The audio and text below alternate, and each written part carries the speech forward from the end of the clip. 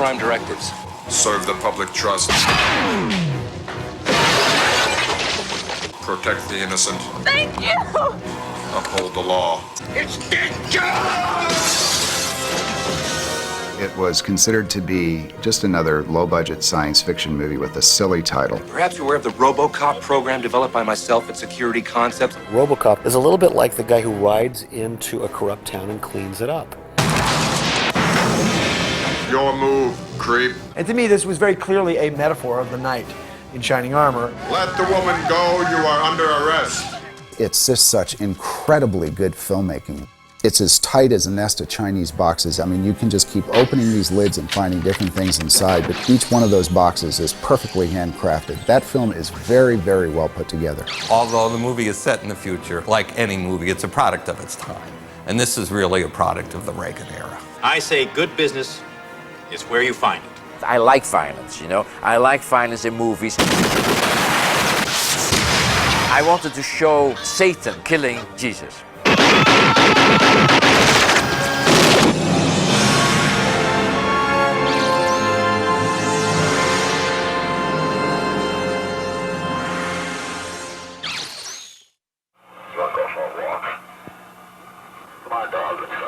Cinematic robots have a long and illustrious history. Some of the earliest films, in fact, either had mechanical people or artificial humans. There is positively no human agency employed whatsoever in controlling it.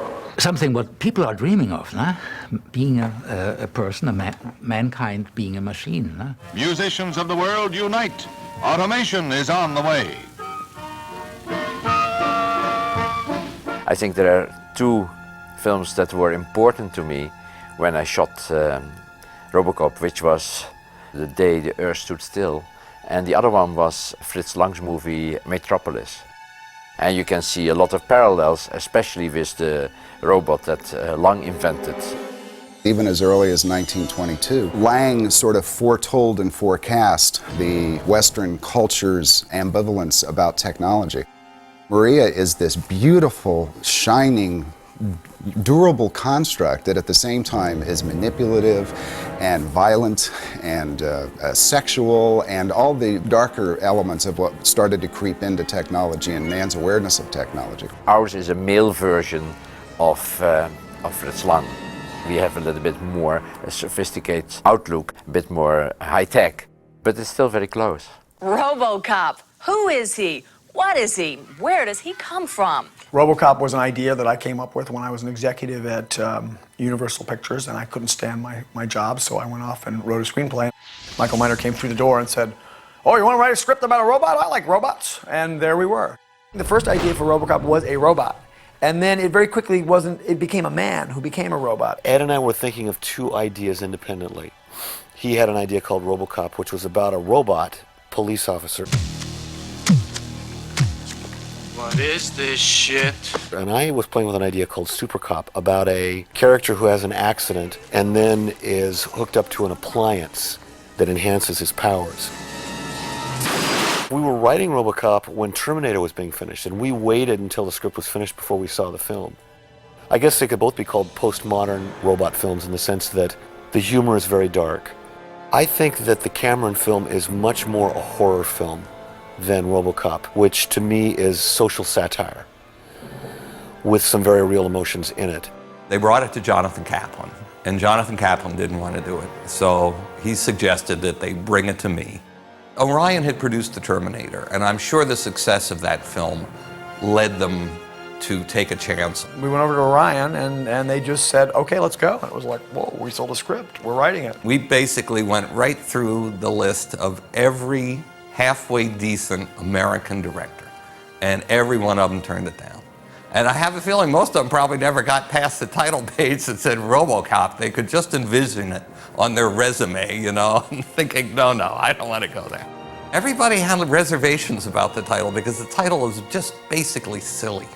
And no matter who you told the title to, you could just see it, the expression on their face like, God, why are they involved with such a piece of junk, you know? So we often thought about trying to come up with a better title, but it stuck. fact, I remember Orion saying, we can never sell it with that title. It's stupid. It sounds like a kid's movie. But in the end, a title that tells you what the movie is really quite good. Action! Go! I'd always been this huge fan of Paul Verhoeven. Barbara Boyle had just finished doing Flesh and Blood with him for Orion. She said, well, let me send it to Paul Verhoeven. Paul was having trouble in Holland. He just was not getting along with the people in the film business there, I guess. First movies that I did, included Soldier of Orange, were always financed by government that was right-wing. Now, when the government changed to the left wing, I started to have problems. It started already with spatters, because they thought it was decadent and perverted. Paul's the director. He can direct actors. Beautiful camera work. I mean, Kichi Tipple, Soldier of Orange, Spatters, Turkish Delight. I mean, these are good pictures. I can't imagine in a million years that Paul Verhoeven would want to do this picture. And sure enough, he said no.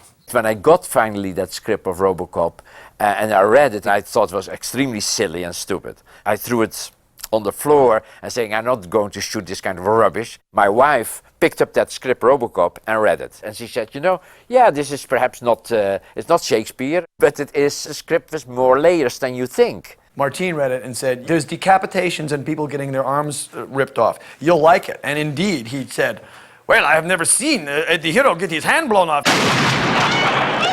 And he sent us a telegram saying that he would do the picture. And no one was more shocked than I. In the movies like Turkish Delight or Soldier of Orange, The Forced Man and Spatters, which are the most well-known in the United States, you are really talking about people and no, not special effects. So it's strange because I had never done anything like that. And it was not that I was craving to do it. It was not that I thought, my God, I remember these movies out of my youth and I want to do them myself. I think that in general I would say that I was not a big fan of science fiction. Doesn't matter, we're going to blank his memory anyway.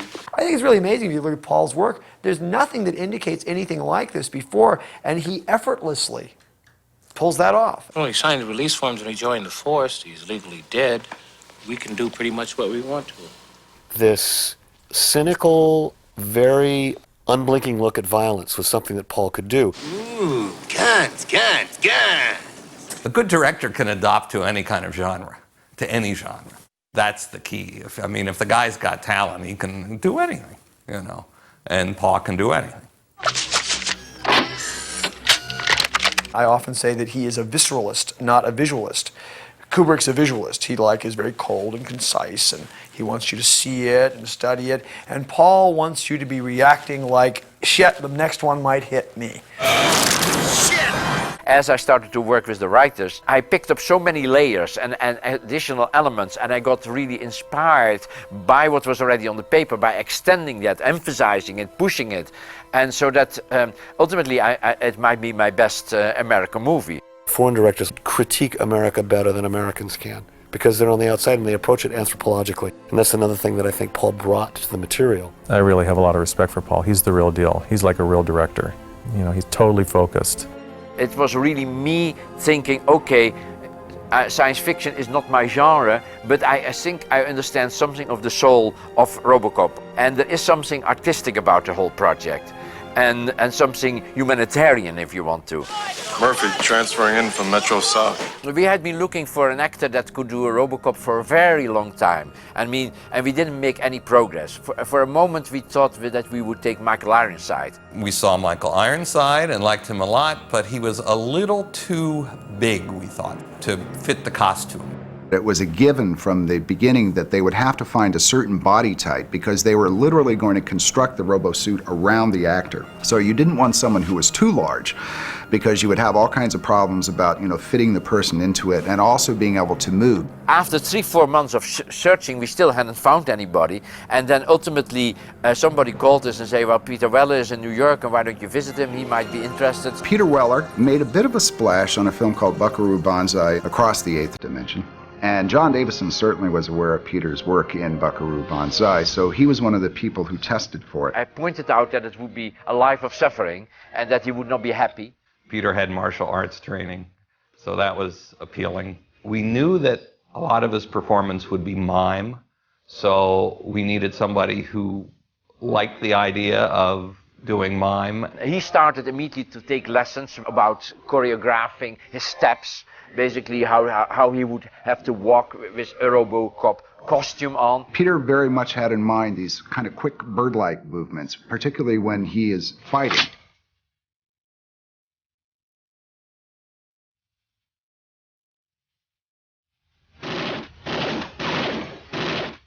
Originally, we had cast Stephanie Zimbalist in the role of Lewis. And a couple of weeks before we started shooting, she pulled out. So we were in a mad scramble to find someone to replace her. And fortunately, we found Nancy Allen, who was available. I haven't really had a chance to introduce myself. I'm Ann Lewis. Nancy Allen, primarily before that, had been playing kind of shallow, bitchy teenage characters. Carrie, of course, is her signature part.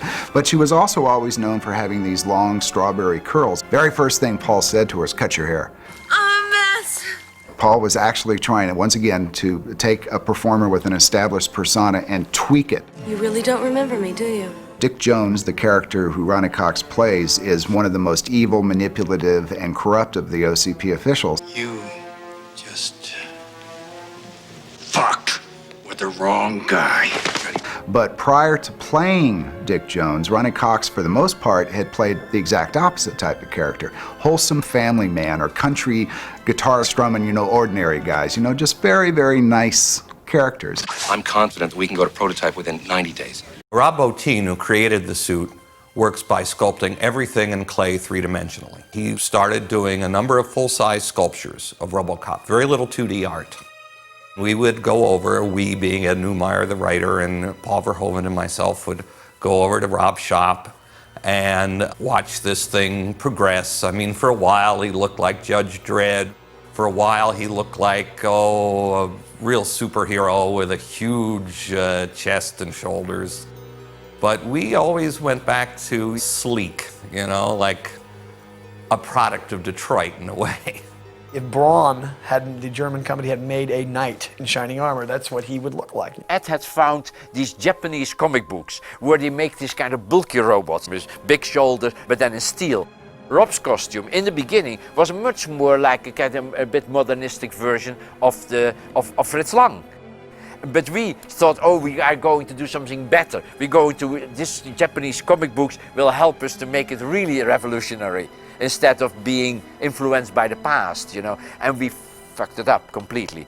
That was a big explosion, artistic explosion between our group nearly and Rob Bottin, who ultimately said, I cannot work this way. Then I think we stepped backwards finally, but when we had lost already months by fooling around. By the time we stepped backwards, he had lost 40–50% of what was good, so it was terrible. Rob Bottin was extremely frustrated, and he couldn't even talk to us anymore, certainly not to me, who he saw as the main guilty person. Rob figured out that the way to do this would be to create an undersuit that would be flexible, and then to create a harness that fit over the undersuit where you could hang solid pieces of the fiberglass exoskeleton.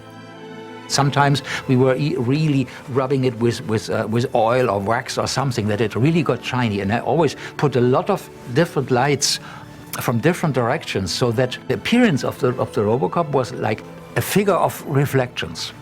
You could always see it outlined in light. It has a power. I always got the camera very low, on very low angles, and the lower the camera is, the more the camera looks up to him, the bigger Robocop appears.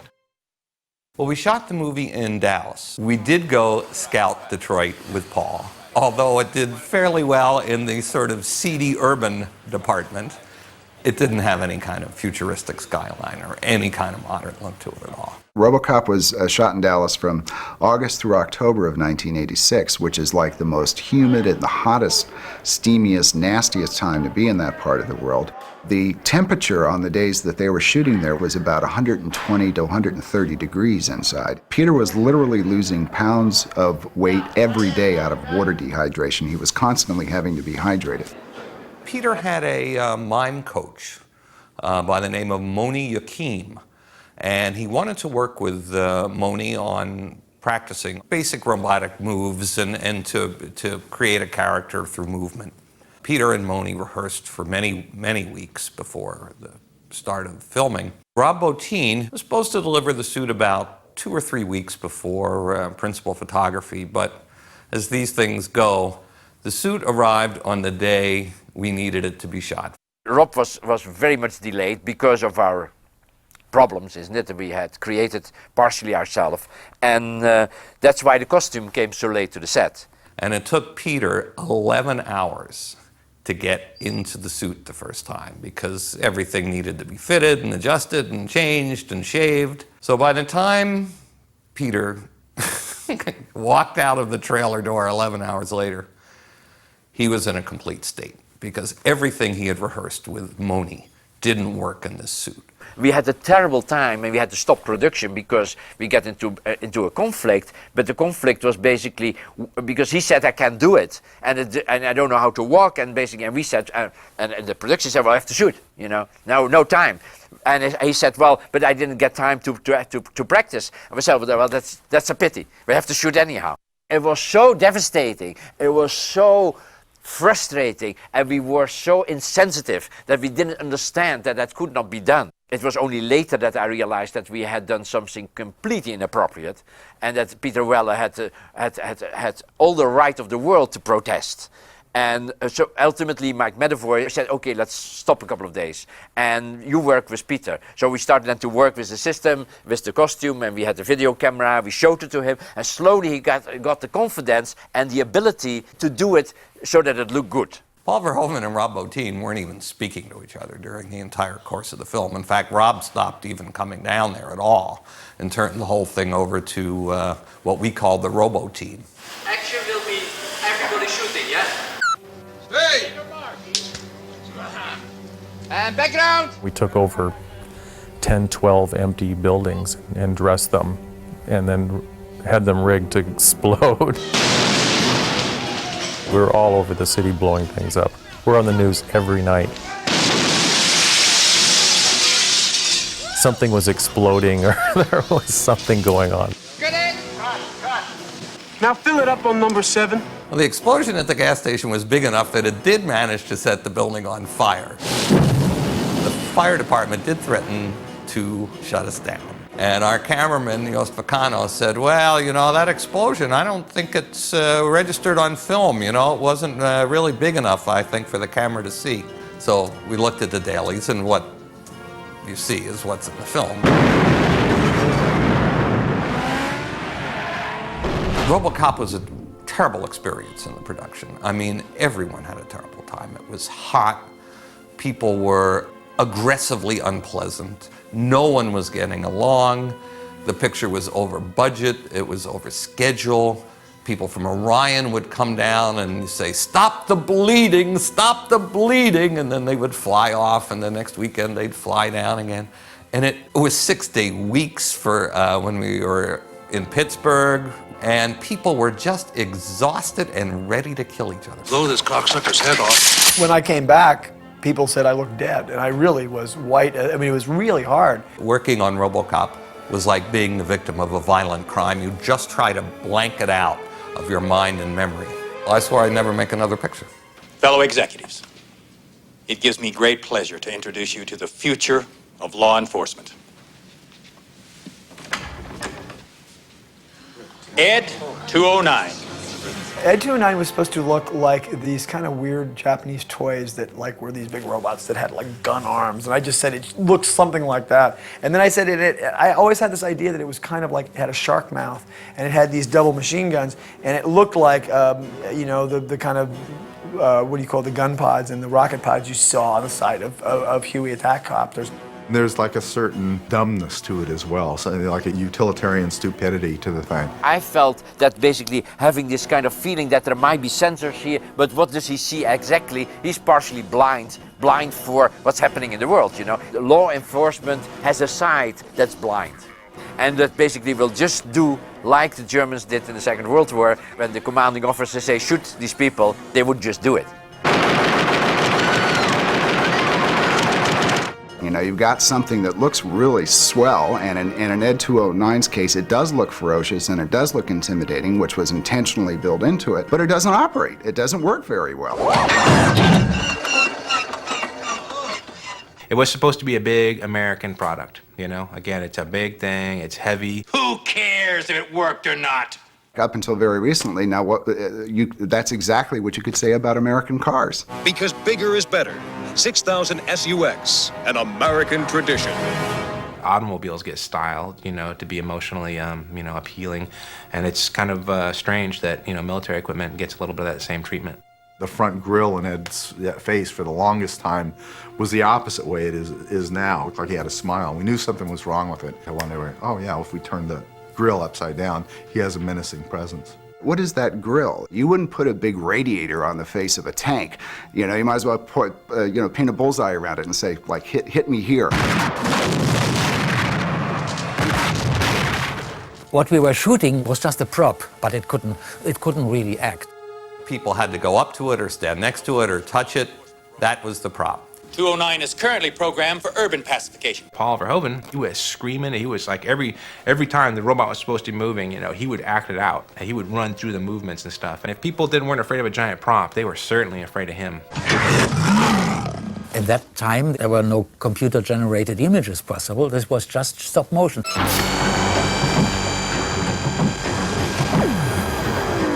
I didn't know anything about stop motion. I had no idea. I forgot for a long time that I had to solve that too.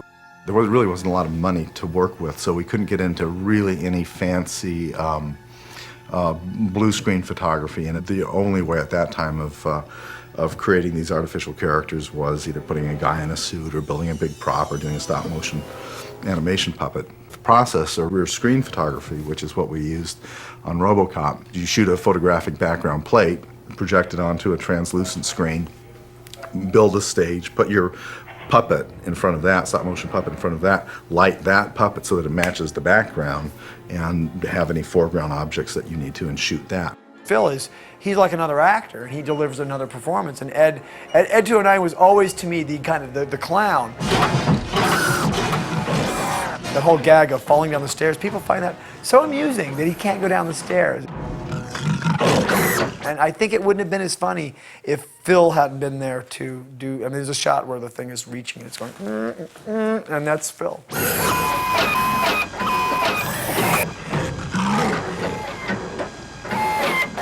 We actually built a scale version of the stairs. So got all the dimensions and you know, whatnot from the staircase that they were using and matched the paint and stuff and built a miniature set, probably about 4 feet square. And we basically set the puppet up at the top of the stairs and flipped him down the stairs. There is, I believe, 1, possibly 2 stop motion shots of Robocop. When you have Robocop right in front, he used a little miniature guy. He had to help push up the gun and blow his arm off. The final scene where Ed walks in from off camera, and I got a call in the morning from Davison, and John said, you know, can you do something funny? So, you know, I kind of backed some stuff off and found like this little fan and glued that onto Ed 209 and just kept the stupid little whirly gig, you know, spinning the whole time. And pretty much pantomime a drunk gag, you know, where he hiccups and then he falls over and does this little 10,000 acres of wooded residential land were scorched in an instant when a laser cannon aboard the Strategic Defense Peace Platform misfired today during routine startup tests. Robocop to me is essentially a satire. It's a satire of the 80s. Some people say it's a satire of Reaganomics. We've entered into a contract with the city to run local law enforcement. But it's just a satire of that kind of era when everybody was getting rich and everybody in business were being tough and stuff like that. There's a new guy in town. His name's Robocop. Bob Morton was a character that had been kicking around in my head for a while. He doesn't have a name. He's got a program. He's product. He's like the quintessential yuppie. He's only into consumption, he's only into excess, he's only into self-satisfaction, he's only into furthering himself, and he has no other agenda except himself, which was what many of the yuppies were criticized for back in the 1980s. Welcome to the club, Bob. Businessmen were reading Asian martial arts books to learn how to be better businessmen, and they were calling each other killers, and they were talking about hostile takeovers. Now that's how it's done in the big leagues, Johnson. You see an opening, you go for it. And so I was trying to raise it just to the thing where they really were killing each other. I'm cashing you It's a cliche now, but at the time it was kind of fun to watch the, you know, sort of the vicious yuppies. Fuck Jones. He fumbled the ball and I was there to pick it up. Robocop was really trying to write a funny movie that was masquerading as a genre, sci-fi, Terminator kind of movie. You probably don't think I'm a very nice guy, do you? Buddy, I think you're slime. Paul always said he wanted to make Murphy's death the most violent scene imaginable because you cannot have the resurrection until you have the crucifixion. Paul really immersed himself in that part of the film, killing the hero 25 minutes in. The figure of Jesus has always fascinated me, and the mythological narrative in the Gospels fascinates me too. When I got the script, I started to realize that in some way Robocop had something to do, for me at least, with Jesus. These themes of crucifixion.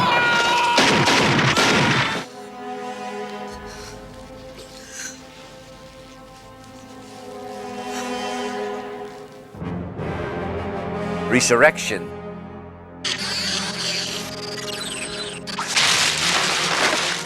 Robocop.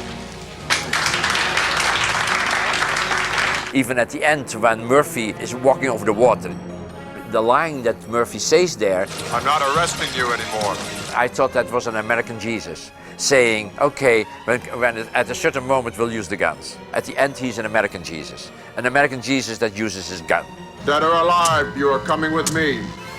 We have to assume that Jesus himself was surrounded by people that used swords. We killed you! Even if I say it's an American Jesus, we have to accept that Jesus, probably at the end of his life, perhaps the last couple of months, was not so different from a Che Guevara. Jesus says, in the past I told you you don't have to worry about anything. On the road you'll get from people what you need and whatever. But now I tell you, if you have a cloak, sell it and buy a sword. Even Jesus ultimately seemed to have promoted weapons. Come quietly or there will be trouble. It is more or less a machine, and later on it becomes more and more a human being. You're a cop! Cop!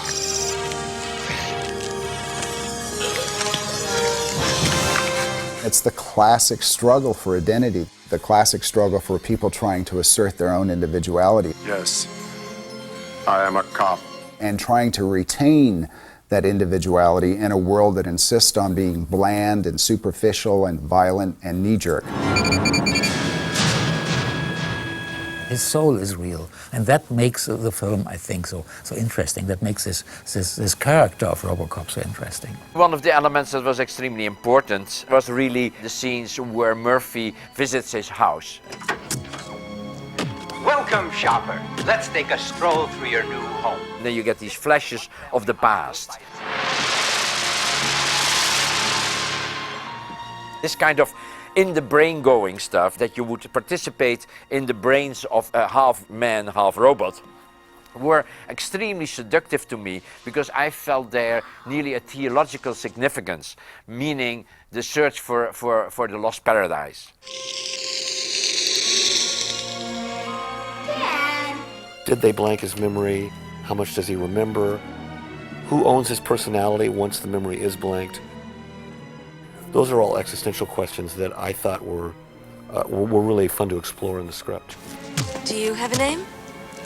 He's obviously in an existential dilemma. He's being driven by forces that he doesn't understand.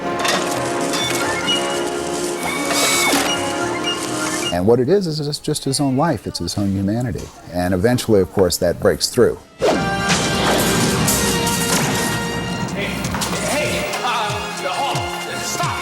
Robocop is remembering that he's not a robot, but remembering that somewhere in the part of the brain that's still alive, that he's Murphy. He can never go back. He's always going to be something different. He's not a man, he's not a machine, he's something different. He's his own creature, maybe. Then in a wonderful revolutionary flourish, the created turns on the creator, just like the Frankenstein myth. You are under arrest. But in this case, on the side of law and order. Aiding and abetting a known felon. Which is kind of reactionary in a way. It became very clear that we had a character who was half machine and half human. Can you do that, Dad? It also became obvious that the machine elements would be represented very suitably by the synthesizer music and the electronic percussion. And the human part of the character would be represented by an orchestra to make him more human.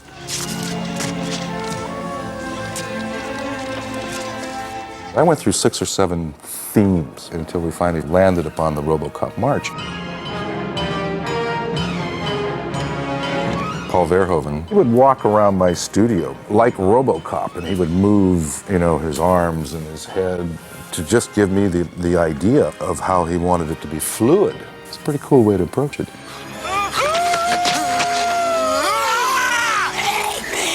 And making the violence over the top made it more palatable because it becomes humorous.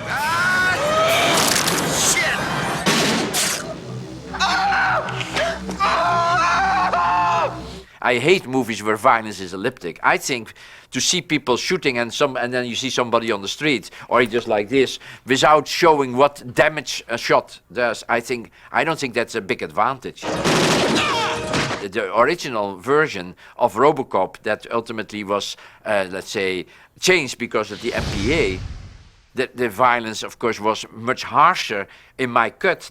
Okay, Funzo. Then it appeared in the theaters. Okay, Funzo. By making the violence less, by making the violence more elliptic, you were taking away the, let's say, nearly the burlesque or the grotesque of my staging. That was so much over the top that it was nearly kind of absurd. When the Tour 9 shoots the guy in the boardroom, it went on and on as the guy on the table is shot 60 times.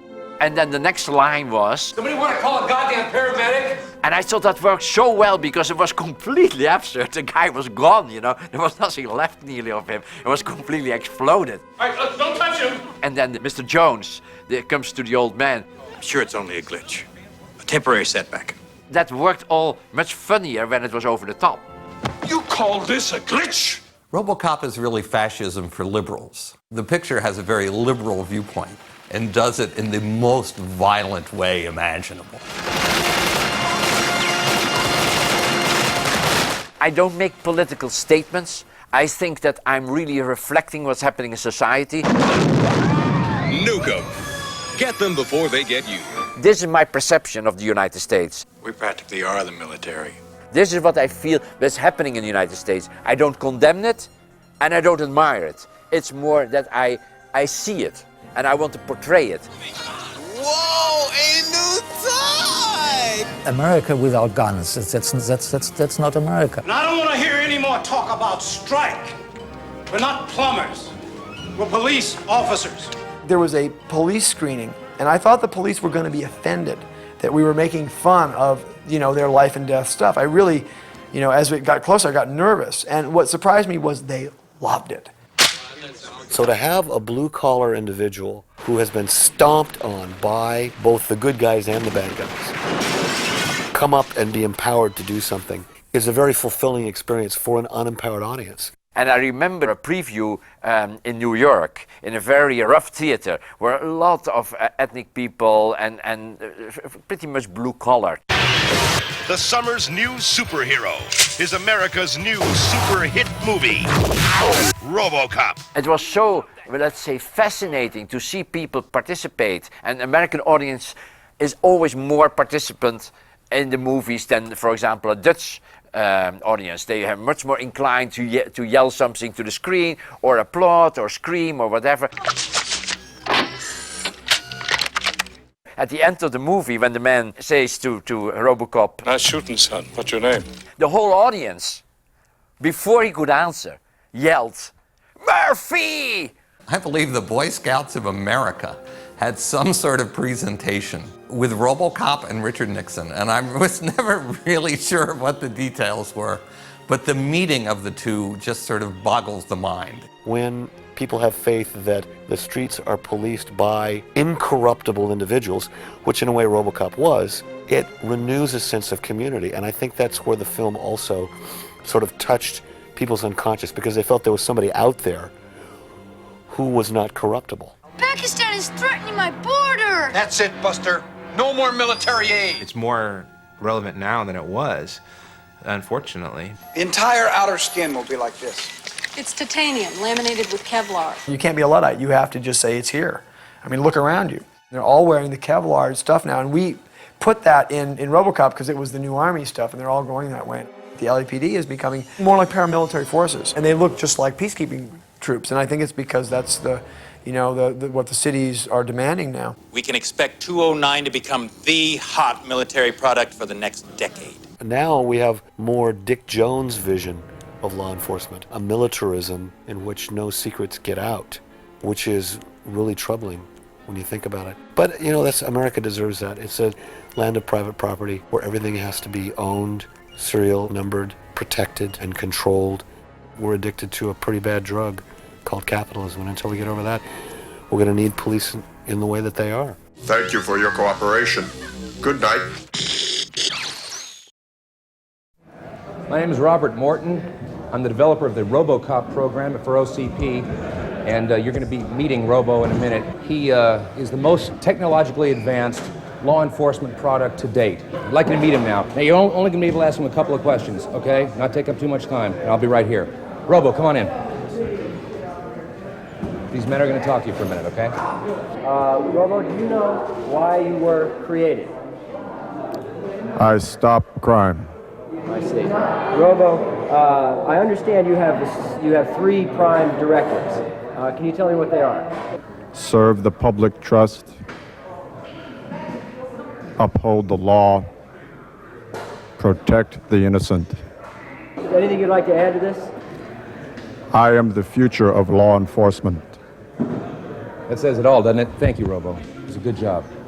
Thank you. What did I tell you? Be looking for him.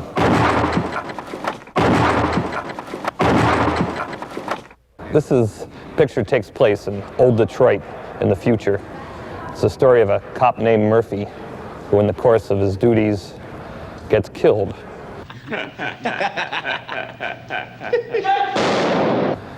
And he is rebuilt as a cyborg, part man, part machine, and he is now programmed as the future of law enforcement. I was reading a lot of comic books for a studio. They came to me one day and said, Ed, read these comic books. We want to know what you think of comic books. And I had never really read comic books, particularly of this sort, which were of these sort of modern, neurotic superhero. Iron Man, Spider-Man, Machine Man, all these things that a guy named Stan Lee over at Marvel created. It was the superhero who had sort of trouble being a superhero. Even though he had all these powers, there was like something going on inside, so he was sort of like a superhero with a headache.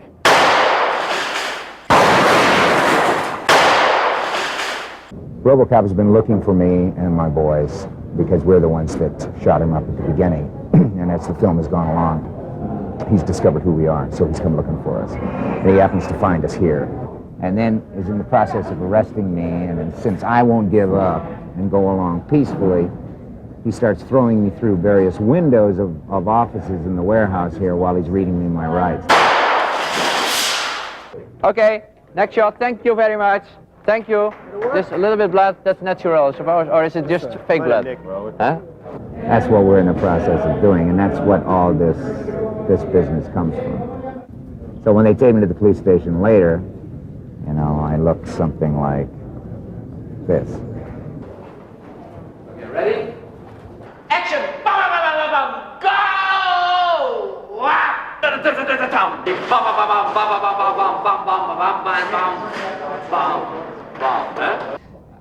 I think what my influence in the style has much more to do with the way I shoot it, the editing, and the way I work with the actors, which is perhaps a little bit different from a normal action picture, because I I spent, I think, much more time with the actors than you would normally do for an action picture. Well, I play Bob Morton, who is a sort of up-and-coming executive for this company, OCP. The company itself is kind of scary. It's like, we are Beatrice, you know? We own the police, we own the hospital, it's great.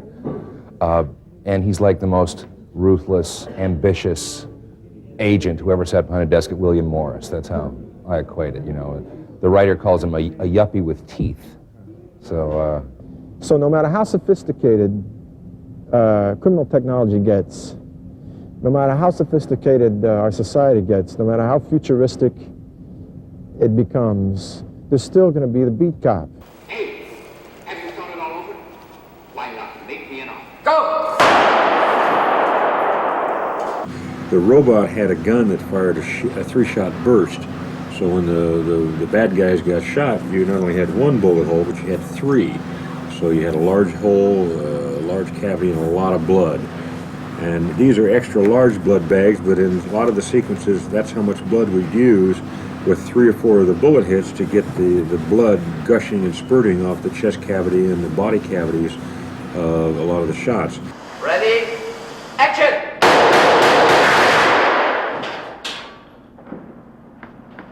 Right here. All right. Well, I could hardly feel the impact. The brass of your last round hit me right on the chest. Yeah. I figured if you wanted to take a shot at me after I did this to you, I couldn't blame you. Actually, the rigging was really superb. I hardly felt the impact of this. Now, when those things go off, what do you feel? It feels like, that's it, we're doing a super job. Yeah. One of my earliest recollections of robots is sitting in front of a television set when I was 4 years old watching a local Philadelphia TV show called Mr. Rivets, and it was a man in a cardboard box painted silver. Now hopefully we've done a little better than that. We have one of the all-star teams of special effects. We have Phil Tippett, Academy Award winner, doing all the stop-motion animation on the robot Ed 209, this large armored enforcement robot, and he becomes Robocop's nemesis during the course of the film. And I think Phil Tippett, with Ed 209, has really also done a superb robot. Stop motion animation is a frame-by-frame process where we move the stop motion model, the arms, the legs, the feet, the tail, the eyes, the back, very infinitesimal amounts, and then we take one frame of film and repeat that process again. Take one frame of film, repeat the process, take one frame of film. We have Pete Coran, who did all the roto effects in the Star Wars pictures. He's doing all our RoboVision shots, all the POVs of the robots.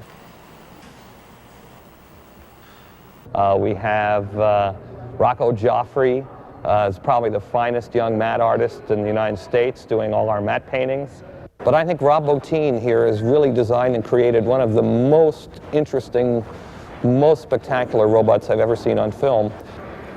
Well, today we're shooting the scene where Murphy gets killed by the gang. First they blow off his hand, and then they blow off his arm, then they blow off his head. It's, Rob Bottin has created all these prosthetics, and they're quite startling. We were going to use Peter Weller to blow his head off, but we decided we may need some looping later on, so Rob Bottin has created a wonderful prosthetic, a puppet of Peter Weller, which looks exactly like him. Go! And it sits up and it looks around and it gets frightened and screams, and the whole back of the head blows off. Quite traumatic. Okay, let's get out of here. The future of law enforcement. Robocop. Action!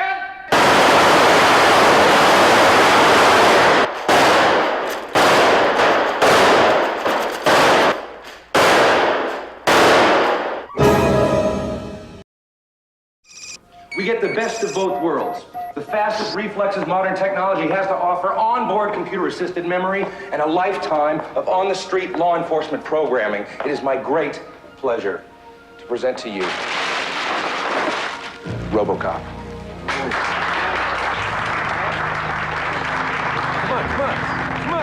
Come on. That's for you. Robocop, the future of law enforcement. Part human, part machine, a law enforcement Lazarus risen from the dead and programmed to patrol an urban combat zone. Come quietly or there will be trouble. Peter Weller stars in the title role as Robocop. The director is Paul Verhoeven. Well, it's an action picture, I suppose, first of all, and it is. It has some other level, telling you something about the possibility of the human soul to survive everything. So it's on two levels. I think it's an action picture, and it's the picture about the human soul.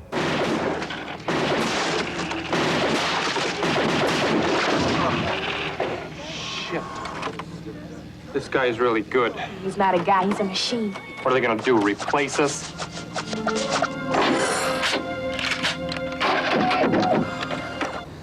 And I play John Murphy, a.k.a. Robocop, a policeman who's taken from his beat in Detroit and used as an experiment, much against his own will. He turns into a robot, a cyborg. Nancy Allen plays Ann Lewis. You may not like what you're going to see.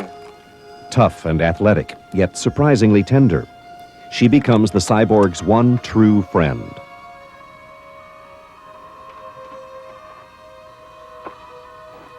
And she is like the beauty in the Beauty and the Beast. She recognizes Robocop, you know, for what he really is, and finds out the secret, the mystery to Robocop. I was very nervous about how am I going to relate to this creature, you know. And Peter's such a wonderful actor. I mean, there was just, you know, sometimes I'd look at him and think, is there anyone there? So I think because of how good he is at his job, it made it really easy for me. One of my earliest recollections of robots is sitting in front of a television set when I was 4 years old watching a local Philadelphia TV show called Mr. Rivets, and it was a man in a cardboard box painted silver. Now, hopefully we've done a little better than that. Let the woman go. You are under arrest.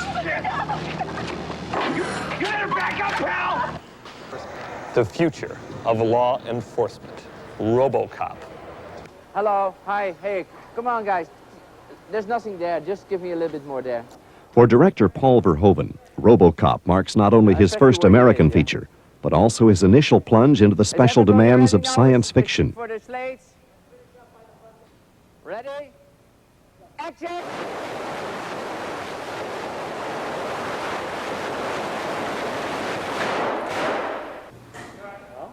Yeah, it jumped at exactly the same moment, but we can intercut it, yeah? I think that he wanted to make the movie, and he did make the movie for American sensibilities, not for European sensibilities. Still, the obliqueness of it and some of the humor and the wit and the social milieu that the jackpot of little goodies that he throws in is from Europe. So it's tremendously unique. Drop the gun. You are under arrest.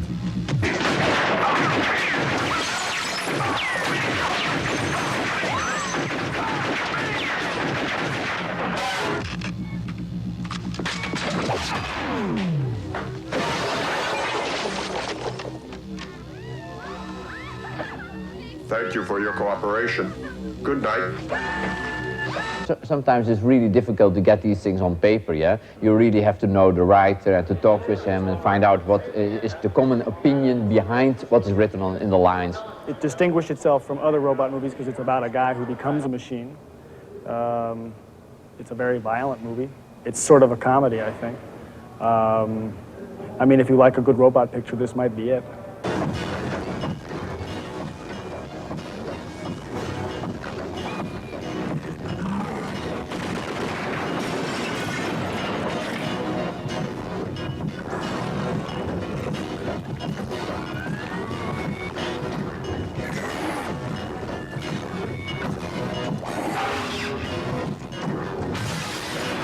From the corridors of corporate corruption to the crime-infested streets, Robocop takes dead aim at the urban underworld and tracks down his own killers. This warehouse is the setting for one of the most complex and challenging sequences in the film. Action will be everybody shooting, yes? In this climactic scene, Robocop confronts his own executioners. The firepower, stunts, and special effects that result are truly awesome.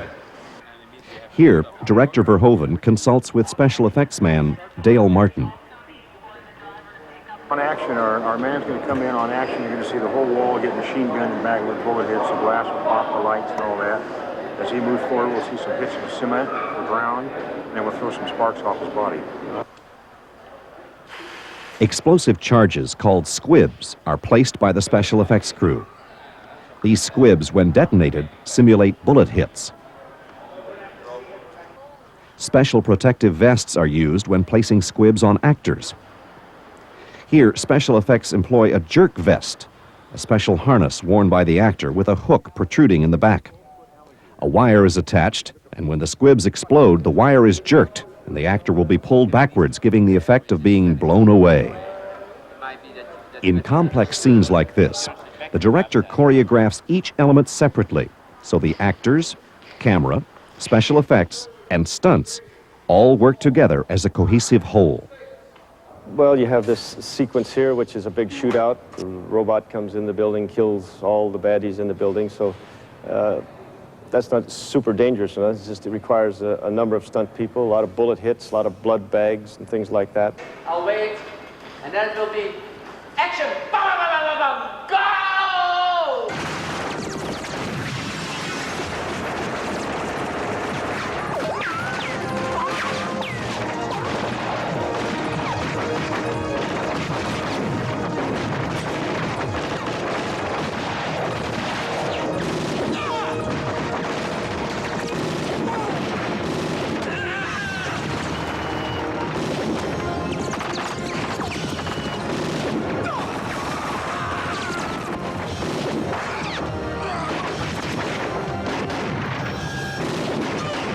I think you should run to see this movie. And not only because I'm in it, but because, well, we'll talk about it later. Go see it. I'm Phil Tippett. I was the visual effects supervisor for the Ed 209 scenes on Robocop. Primarily responsible for the stop motion animation on the Ed 209, the police droid sequences. Yeah, for the stop motion characters, the deal is really no different than the currently computer graphic characters today. It's finding what's in the script that's compelling or interesting, what the background of the character is, and it really depends on what it is. I know for Ed 209, we taped and filmed a lot of, actually at that time I think it was the 16mm film, robots. We shot a lot of robotic elements and went to like mills and lathes and looked at the attack and decay of movement and how things jiggled, and you begin to build up these files, and then you work very closely with the director in laying out the choreography in storyboard form, and that pretty much determines the approach that you use for actually shooting on the set and making sure that the plan that you have started out with is the plan you execute on the day, or that it doesn't vary more than 10 or 15%, because particularly for the stop motion photography and the budgets that we were working with then, really didn't allow for any really elaborate camera moves where you have to track the thing in. They were pretty much all locked off shots, and so all the choreography of the surrounding action can't be too wild and handheld and then cut to this boring locked off shot. Paul, one of the things that characterizes his picture making style is his camera choreography, and then it comes to these shots where, what, you want me to lock off the camera for all the shots? Yeah. I'll go, okay.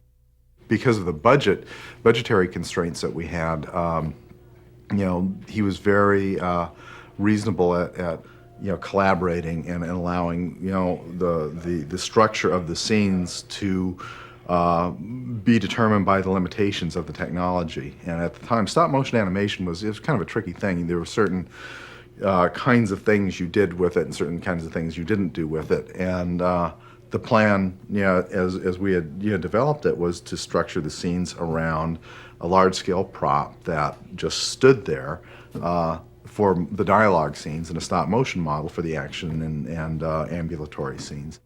And just making sure that there was kind of an internal logic, because the thing was a robot, it could shut itself down. It would walk into a room, pa-dunk, jink, dunk, power itself down, and then we'd wheel in the big prop. Most of the time we used the full-scale prop that Craig Hayes built and shoot the dialogue scenes. And Paul did the rehearsal, so Paul would, come in and be Ed 209 and do his, and frighten all the actors, and that was like the run-through, and we'd film that run-through. And then, Paul would leave and we'd film a burst of the Ed 209. That would be our lighting reference, and we'd pull that out. And the actors had all their eye lines, and, and Paul, directed them. You look here, and then you look there. And he is very careful about his, his choreography and his layouts, And that was pretty much the structure of how we dealt with all that stuff. And it allowed, created a very simple but convincing illusion. That's all very important. Then, then primarily what you're dealing with is the presence of the thing inside the locked out frame, and it doesn't become about, all the camera choreography. It becomes about the action of the thing. There really wasn't a lot of money to work with, so we couldn't get into really any fancy blue screen photography. And at that time, it was certainly, quite pre-digital technology. So the only way at that time of creating these artificial characters was either putting a guy in a suit or building a big prop or doing a stop-motion animation puppet.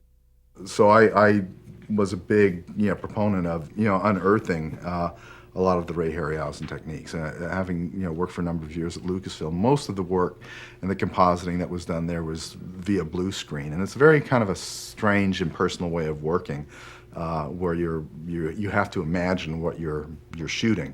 Against a nondescript blue screen, but with rear screen photography, which is what we used on Robocop, it was a development of the de-animation process that Ray Harryhausen used from Sinbad on, which you shoot a photographic background plate, project it onto a translucent screen, build a stage, put your puppet in front of that, stop motion puppet in front of that, light that puppet so that it matches the background, and have any foreground objects that you need to, and shoot that. Now there's a whole litany of different tricks that you can apply to create masks that break up the actual photographic background that you've shot, that allows you to place the character within the photographic background. And that means shooting through panes of glass that you've painted out black, or doing paintings on glass that you've lit to match. And all of the Robocop photography was done with VistaVision background plates, a large 8x format that we were very careful in designing, as all reproduction, photographic reproduction, gains contrast and grain and color distortion. So we shot on the widest format, double the size of the 4x taking cameras. That allowed us the smallest amount of grain, and we worked at creating very special low contrast masks for the backgrounds as well, because we knew that the backgrounds were going to gain. So I was very lucky to have working for me at that time Harry Walton, who was very adept at developing these contrast masking plates. Okay, so Mr. Morton, is this a man or is it a machine? Well, he's technically an integrated cyborg. I'd be reluctant to categorize him as either, to tell you the truth. And what about his intelligence? What is his intelligence quotient? That's a funny question. I mean, his memory is computer-assisted now. We don't refer to computers as particularly intelligent. Fast, effective, yes, but intelligent per se, no, I wouldn't think so. Will there be more Robocops in the future? Oh, yes, well, absolutely. The program is very cost-effective, and we feel after this initial project, there'll be a robo on every corner. What's he doing when he's not fighting? When he's not fighting, there's a specially designed chair that he sits in when he's at rest. He plays a mean jazz trumpet, studying kendo, chases female cyborgs, things like that. It's quite a guy. Well, what about his personality? Is he a nice guy? Is he on this floor? No, he's great. He's terrific. Fun at parties. Hell of a guy, really. Wouldn't you say? Yeah, he's a really nice guy. Yeah. Anything else? No? Okay, let's do it again. That's a cat. Yeah, we did close. Yeah. Crisis is God's way of searching for the truth. And if we seek with him, we can discover our own humanity. Crisis can be a good thing. It brings people together.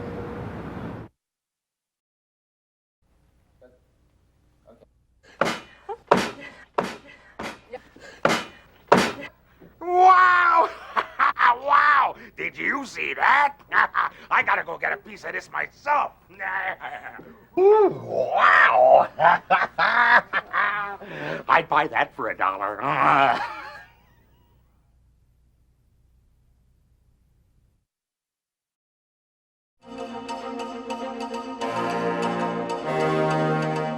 Detroit got its police force back today. In a surprising turn of events, OCP agreed to key demands made by striking police.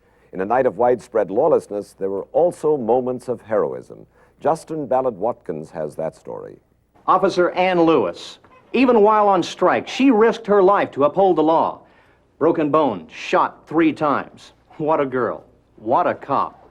Excuse me, Your Honor. Ann, ever consider another line of work? No, I like being a cop. You know what they say. If you can't stand the heat, get out of the kitchen. I don't know about you, but I'll sleep a little better tonight. You bet. Next time you see a cop, smile. Thanks for watching. Bad guys never think they're bad guys. Villains are a lot more fun. And all the blood that went flying around was just a kind of gravy on the cake. Gravy on the cake.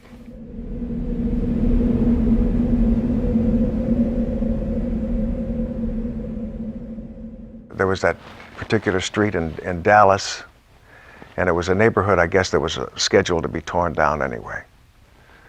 And we really tore it down and blew it up and smashed it and destroyed it completely.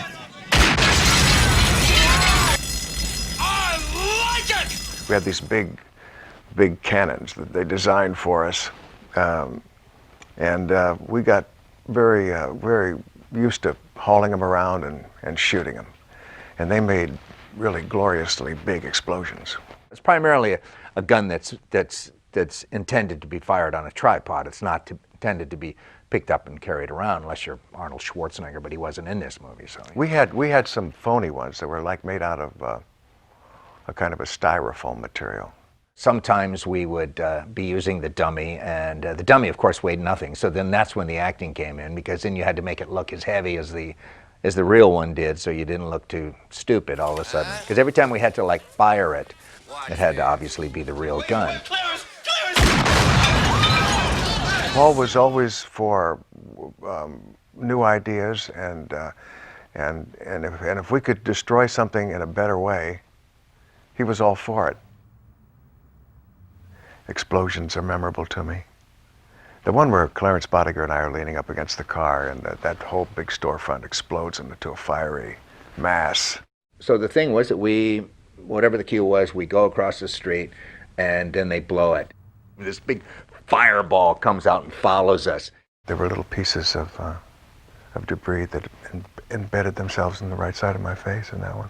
It got to my coat, and my coat, my coat was smoldering. They came and pulled the coat off, and you could feel the heat, but I didn't really realize it was getting to my clothes. And I believe they gave me a stunt adjustment for that. They came and said, well, we hadn't intended for it to be quite that big an explosion. We're sorry about it, so we've decided we wanted to give you stunt pay. After I got that extra $300 or $400, I tried to devise ways where I could get closer to the explosions. It was just a great summer. Summer of '86. We were all in the same hotel. We'd all hang out in the same bar afterwards. We went to dinner together most of the time. It was like the best summer camp ever. Downtown Dallas, at least in 1986, there wasn't really anything down there. 5 o'clock and everybody left town, and that was pretty much it. There's tumbleweeds blowing through the street, and actors wandering around looking for something to do. We pretty much hung out together, and I think that feeling played onto the set as well. We really kind of felt like a unit, and we had fun doing what we were doing. It was a fairly young group, and we were pretty boisterous, as I recall. Paul just let us go crazy. I remember that when we were at the steel mill, that's when we were really bored, because we were in our 3rd or 4th month of the film, and we were in Monessen, Pennsylvania, and there was nothing there. There was nothing to do, and we used to steal the golf carts, you know, that the ADs used. Yeah, you couldn't leave a golf cart around us. We would steal them and have races around the steel mill. And then the ADs were constantly angry at us, you know, and trying to find their golf carts. And they didn't think it was funny at all. We were just like little boys playing in a big sandbox. I just liked Leon's style. One day I came in and read for Paul Verhoeven. And then I think he felt that I could be one of the good bad guys. I liked the way he dressed, and I liked that little piece of jewelry that he had of the eyeball. I also felt that he was probably the best looking of the bunch. Don't touch me, man! He knew how to have a good time, old Leon did. Can you fly, Bobby? Clarence, no! Actually, they brought me in for Dick Jones and for Clarence. I always wanted to play Clarence, you know. And Kurtwood did a wonderful job, and I'm not taking anything away from him, but I sure would have liked to have had a shot at that one. I read the script pretty quickly and thought, oh, you know, B-movie, but fun. Looks like it's be real fun. I didn't know who the director was, didn't know anything about it, just went in and read. My agent called, and I had the part. And I thought she was talking about Dick Jones when we were like working out the details and stuff. And then she said something, I said, wait a minute, what part is this? She said, well, it's Clarence. For me, to be getting to do something a little bit different was very exciting. I can't remember where along the line I found out about the reason that I had been cast and exactly what they were looking for. I had to refer to things I knew about from Europe, isn't it? I mean, I grew up in the Second World War, and Heinrich Himmler was the head of the SS in Germany. I thought the prototype of a criminal is Heinrich Himmler for me. Clarence Boddicker should look a little bit with Heinrich Himmler, and that was the little glasses we gave him, you know. He was smart, and that's always scary. If you see some kind of big bruiser in a movie and this and that, you always figure you can outsmart him. You know? But when somebody's really a cold-hearted bad guy who can also think, then you know you're in trouble, and then it's a little terrifying. Clarence Boddicker was a guy who was about shotguns and hand grenades, and was kind of you know, a pretty tough guy that way, and didn't care about killing innocent people at all. I felt that it was essential that Clarence be a character who never backs off, and he had a sense of humor. Now, it's a macabre sense of humor, it was a vicious sense of humor.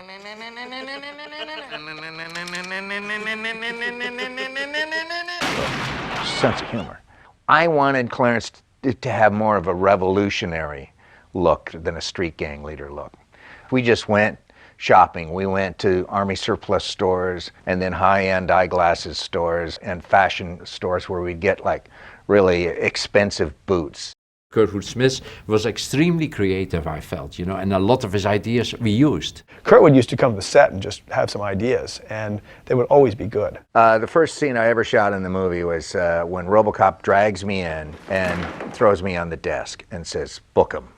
And I was supposed to just say, give me my phone call. I went up to Paul just before we shot it and said, well, what if I spit blood on the desk and then say, give me my fucking phone call? And Paul goes, you want to spit blood? Yes, let's try it. Yeah, I was immediately a fan of that, clearly, isn't it? My style includes basically these kind of disgusting things. Well, I didn't really know at that point, because it was my first day, I didn't know what a sort of blood freak Paul was with regard to the movie, as we found out later. Just give me my fucking phone call. The corporate villains we really enjoyed writing. These are people who are clearly out of touch with reality. They only live above the 50th floor. It's a better plan. Fucking Jones. I'd go straight to the old man if I could. Don't mess with Jones, man. He'll make sushi out of it. Is Bob Morton a villain? I guess he's an up-and-coming villain who doesn't quite get his day. Bob Morton is a terrific role. The guy was just deliciously avaricious. He was just fantastic. He was like every Hollywood junior agent you've ever met. The casting director for Robocop was one woman named Sally Dennison, who I'd known for a while, and she wanted me to come in and read for one of the gang guys. And I read the script, and I said, you know, I'd love to do that for you, but I'd really rather do this other guy, this executive guy. And she said, oh, I never would have thought of you for that, but okay.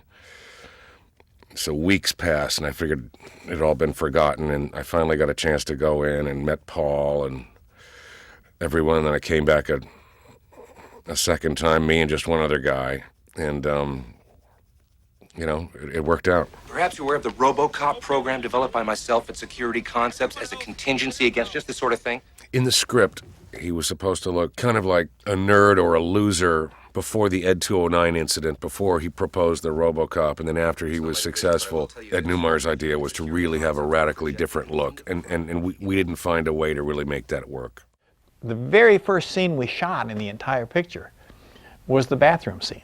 Ronnie and I really had an idea of how to do this, which is the way it sort of played out on screen, to make it almost like a seduction in the beginning. He grabs my hair. We showed it to Paul, and Paul just loved it. He said, "That's very sick, isn't it? Yes, I like it." You just fucked with the wrong guy. Out of your fucking mind. It was Ronnie's idea to really have that turn on it instead of a straight-ahead confrontation, which was interesting. I think it's one of the most powerful scenes, and I think it sets his character up in a really good way, and I think it sets my character up in a really good way. I think the character of Bob Morton is definitely pissed, but definitely scared, because when Ronnie says you just fucked with the wrong guy, it's, you know, he's seen some bodies buried before. But I think his overriding greed and confidence actually makes him believe that he's going to get away with it because he's smarter. I mean, the guy really got to do everything. He started out in the beginning of the movie as really quite an underdog, took an opportunity, rose to power, success. His life changed. All of a sudden he had money and girls, nice clothes, and then it all went south on him. I'm cashing you out, Bob. My agents had called me up and said, "Ronnie, would you like to go in and do this film?" And I got to tell you, my agent said, "I don't think it's a very good film, but it said it's a chance for you to play a villain." I'd spent my whole career playing Mr. Nice Guy, and had always played just the sensitive fellow next door. Since I had been in a number of films where I've always played sort of sympathetic guys, it gave us the element of surprise, which is always my favorite, because so many times with villains you sort of know where they're coming from. And with me playing him, you sort of wanted to try to like him at first, and then there was nothing to like. Oddly enough, with Dick Jones, I looked for every good thing about him. I always looked for the opposites. When I played all of those sympathetic nice guys, I always looked for the rough edges on those guys. And with Dick Jones, I just looked at this, and I really sort of looked at the world through his prism. I bought into what he was saying, and then once I did that, I tried to play him as simply and as straightforwardly as possible. Obviously, Ed 209 was far superior to Robocop. I mean, everybody knows that. I mean, of course it had a couple of design flaws, but we can work that out. I'm sure it's only a glitch. A temporary setback. The only guy I'm worried about here is the old man. Guys like you, no worries. I got him, Clarence! I got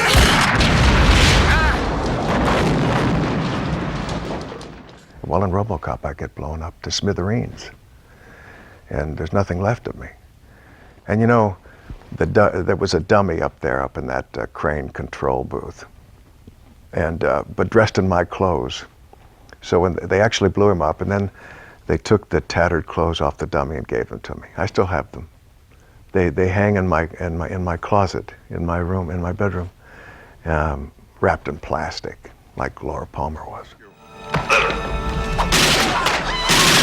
Those explosions knocked me down, and actually made me physically ill. I wasn't, you know, I've had squibs 1,000 times in movies. Never anything quite like that.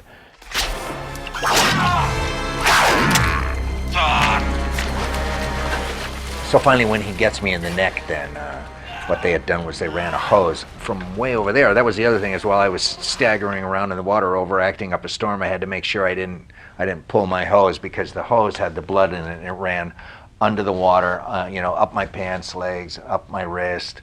So when I grabbed it right here, all the blood is pumping out of my wrist actually and onto my neck. The moment among villains I thought worked best was when Bob Morton was killed.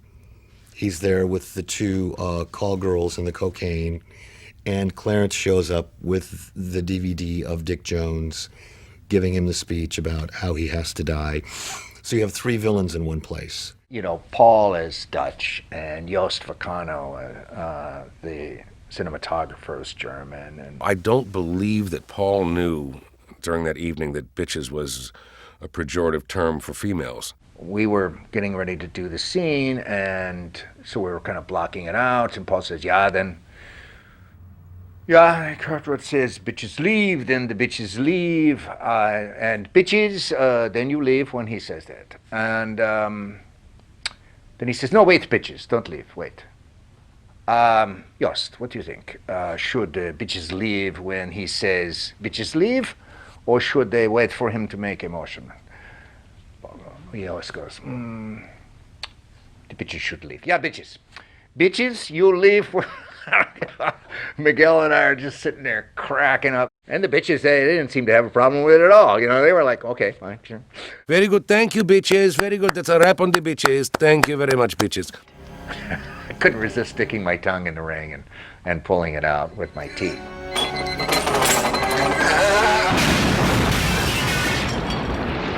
This is the second time that Kurtwood had killed me in a movie.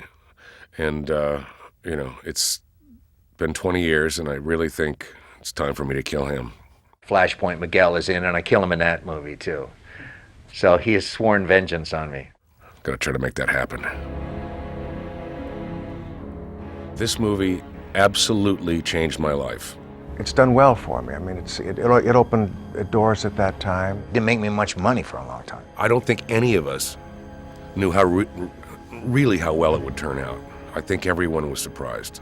It made me sort of a character actor to be seen at auditions. And, when you're looking for people, then, I became one of those people. In this business, acting, especially character acting, you need to have a good role in a successful film. It was fun playing that guy. God bless that robot movie.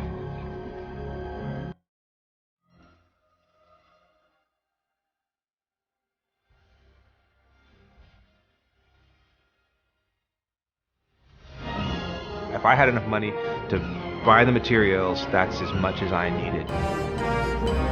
I thought I was doing a cartoon until I saw that first really rough cut. I was like, oh my God, it's great.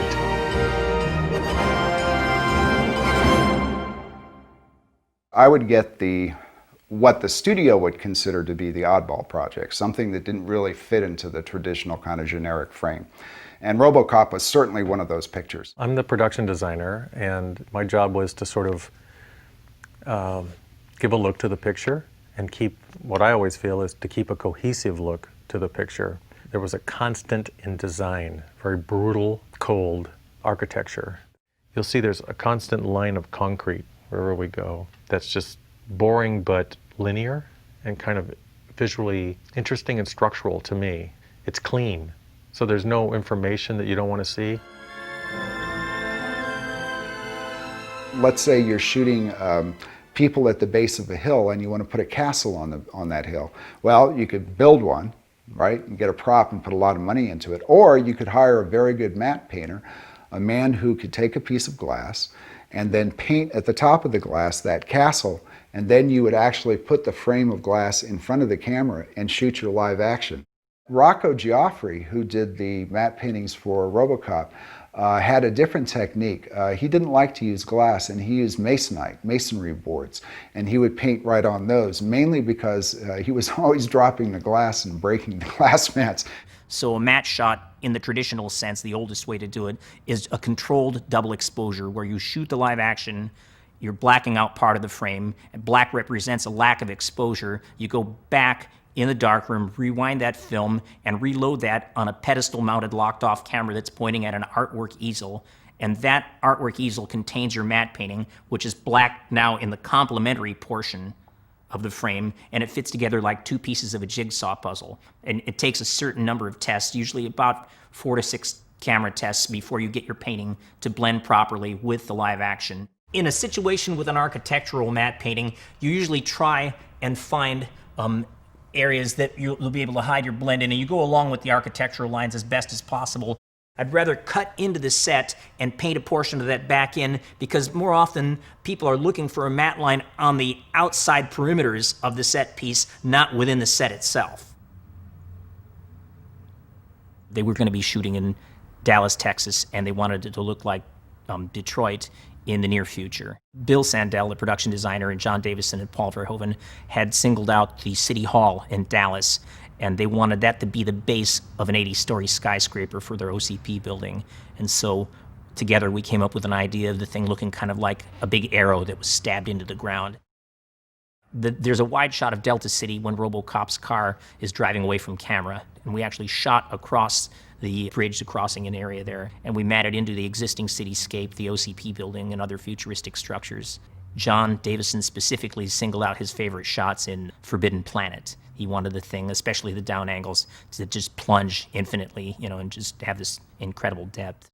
I believe there are only 2 matte paintings in Robocop that aren't done completely in camera on the original negative, and those are the elevator shots, because we needed to reduce the interior of the Plaza Americas to make it smaller and fit within that gigantic 80-story interior look.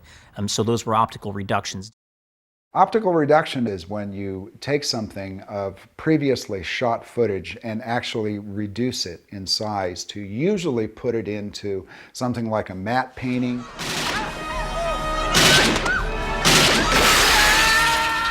I'm responsible for the fall at the end of the film where Dick Jones is falling toward the street. Dick Jones is an animation puppet, a 2-foot-tall human animation stop-motion puppet in that shot. With a human being, you don't want to have him standing at attention with his arms at his sides. You want something that's going to be more in keeping with what he's actually going to be doing in the scene.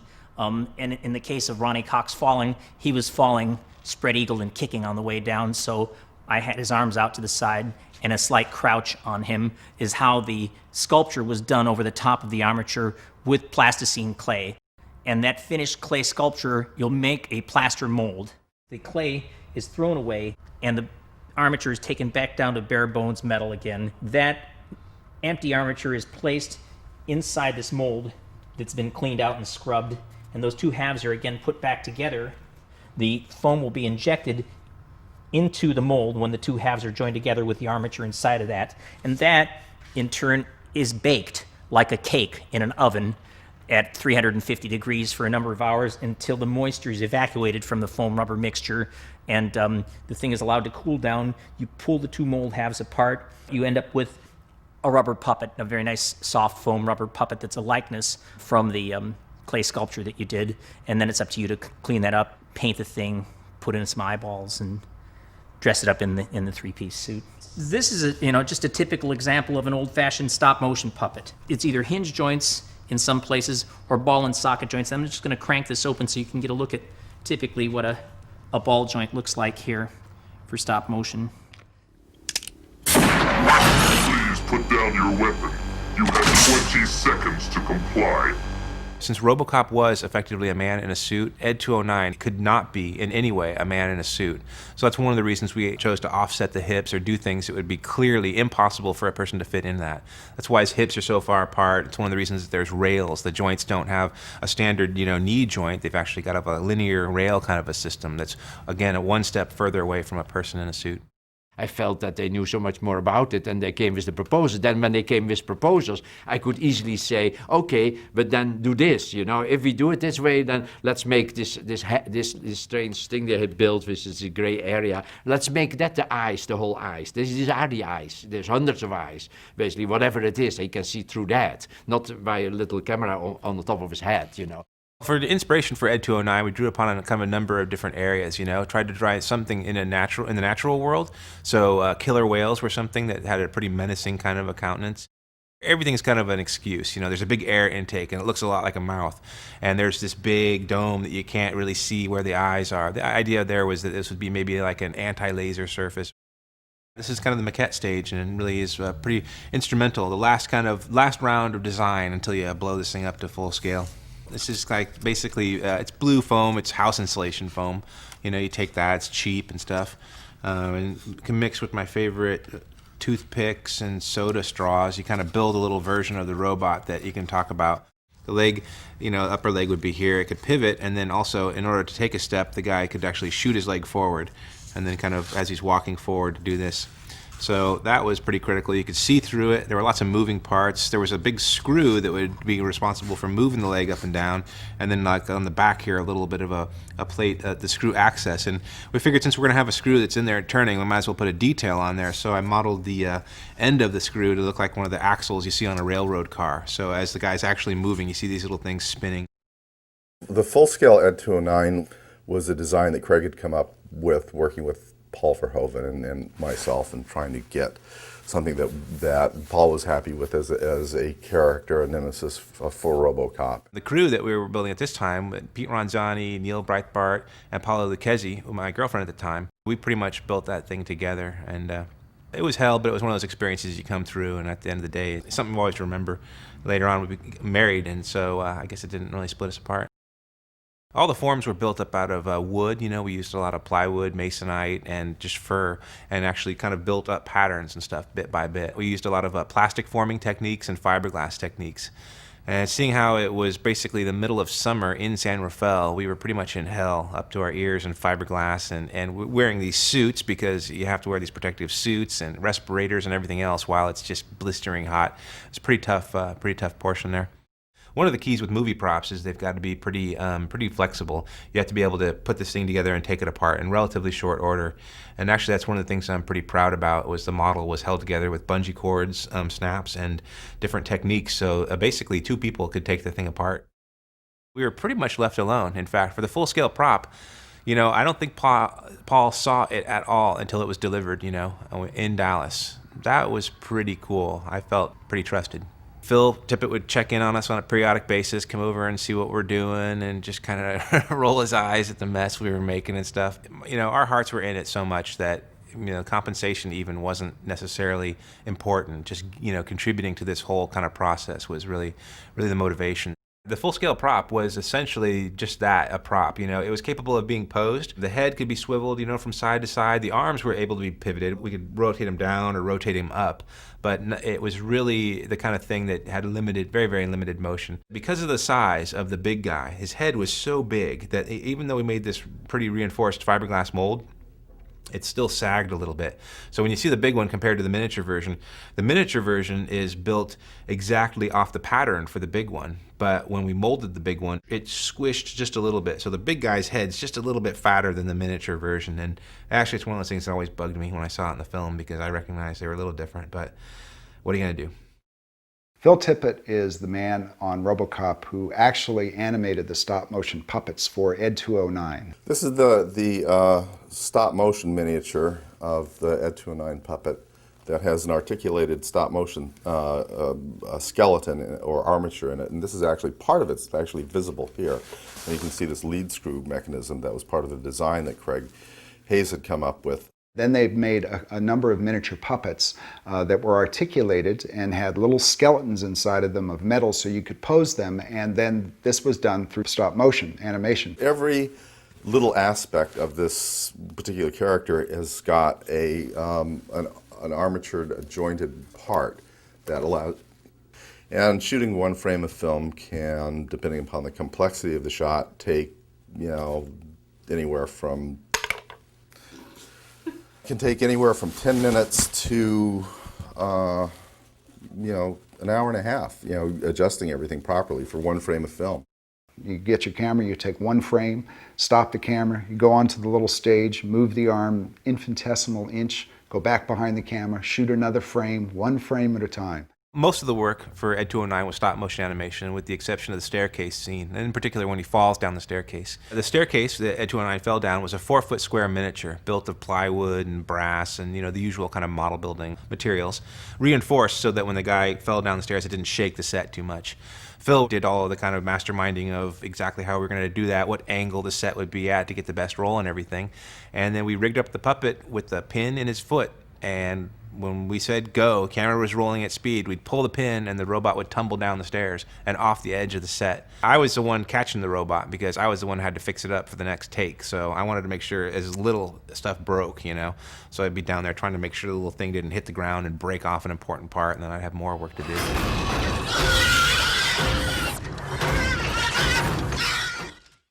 I came up with this technique that Craig Hayes helped me with, where I thought, I don't want everything to go through like a secondary optical pass. I want everything to be on the original negative, if that was possible.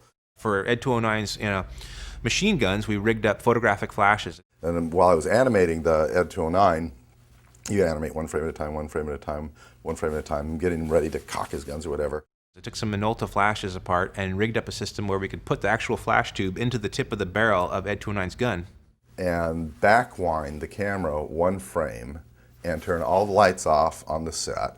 And then we would take cotton, take some colored plastic gel, wrap some orange around the thing, and then take some cotton and sculpt what would look like a muzzle flash. And they'd go off. Poof. So that you get this thing that looked like a burned in kind of a muzzle flash. I put like tons of diffusion on the camera too, for those particular frames, not the rest of the stuff, but just for the frames where the flashes were going off. So it didn't look like cotton, it looked like more of a diffused flash. And then I just like randomly put different shapes in the cotton so it had the characteristic effect of gunfire. It was a pretty interesting technique, but because of the high voltages, involved in the sort of somewhat, movie-ish quality of the wiring, occasionally they'd get a few thousand-volt shock. And I'd be like working away on the thing, and he never insulated these things well enough. I'd be like right in the middle of doing this thing, and he'd hear the scream, ah! And I was just gonna get like these, like 10,000 volts going through me. It was really wild. I'd been through enough shocks myself that I kind of found it amusing, but I don't think they appreciated that at all.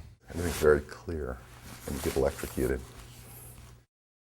And this is a shot where we actually made a little miniature Robocop. So this was a stop-motion Robocop that grabs the gun, and Ed 209 is firing as he gets his arm pointed over to his own arm and actually blows his arm off. This was kind of an interesting shot to achieve because of the way the robot, it's one of the things, the limitations of the robot. He actually technically couldn't shoot his own arm because his head was in the way. So we ended up sort of cheating, and you don't see it in the movie, but we unhooked the arm and just kind of pulled it out to the point where he could do it. And it's all a big phony thing.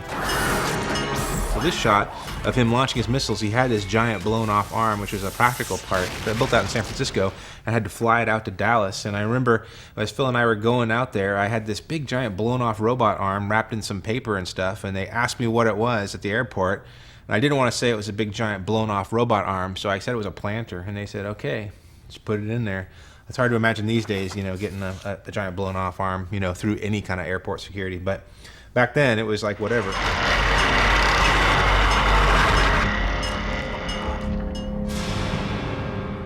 I thought for sure that I'd be able to continue doing matte paintings with a paintbrush and camera trickery for the rest of my life. Since Robocop, yeah, the industry, visual effects in particular, have changed so radically. In the digital world, you're in an arena where you have your frame and you can do anything you want with it. You don't have to go have a separate camera shoot something else. You can create it in the digital world right there, and you can put it into the frame right there. With the advent of computer graphics and Photoshop matte paintings, the cut and paste methods, and just using photo collage, matte painters could, for the most part, start coming out of the woodwork.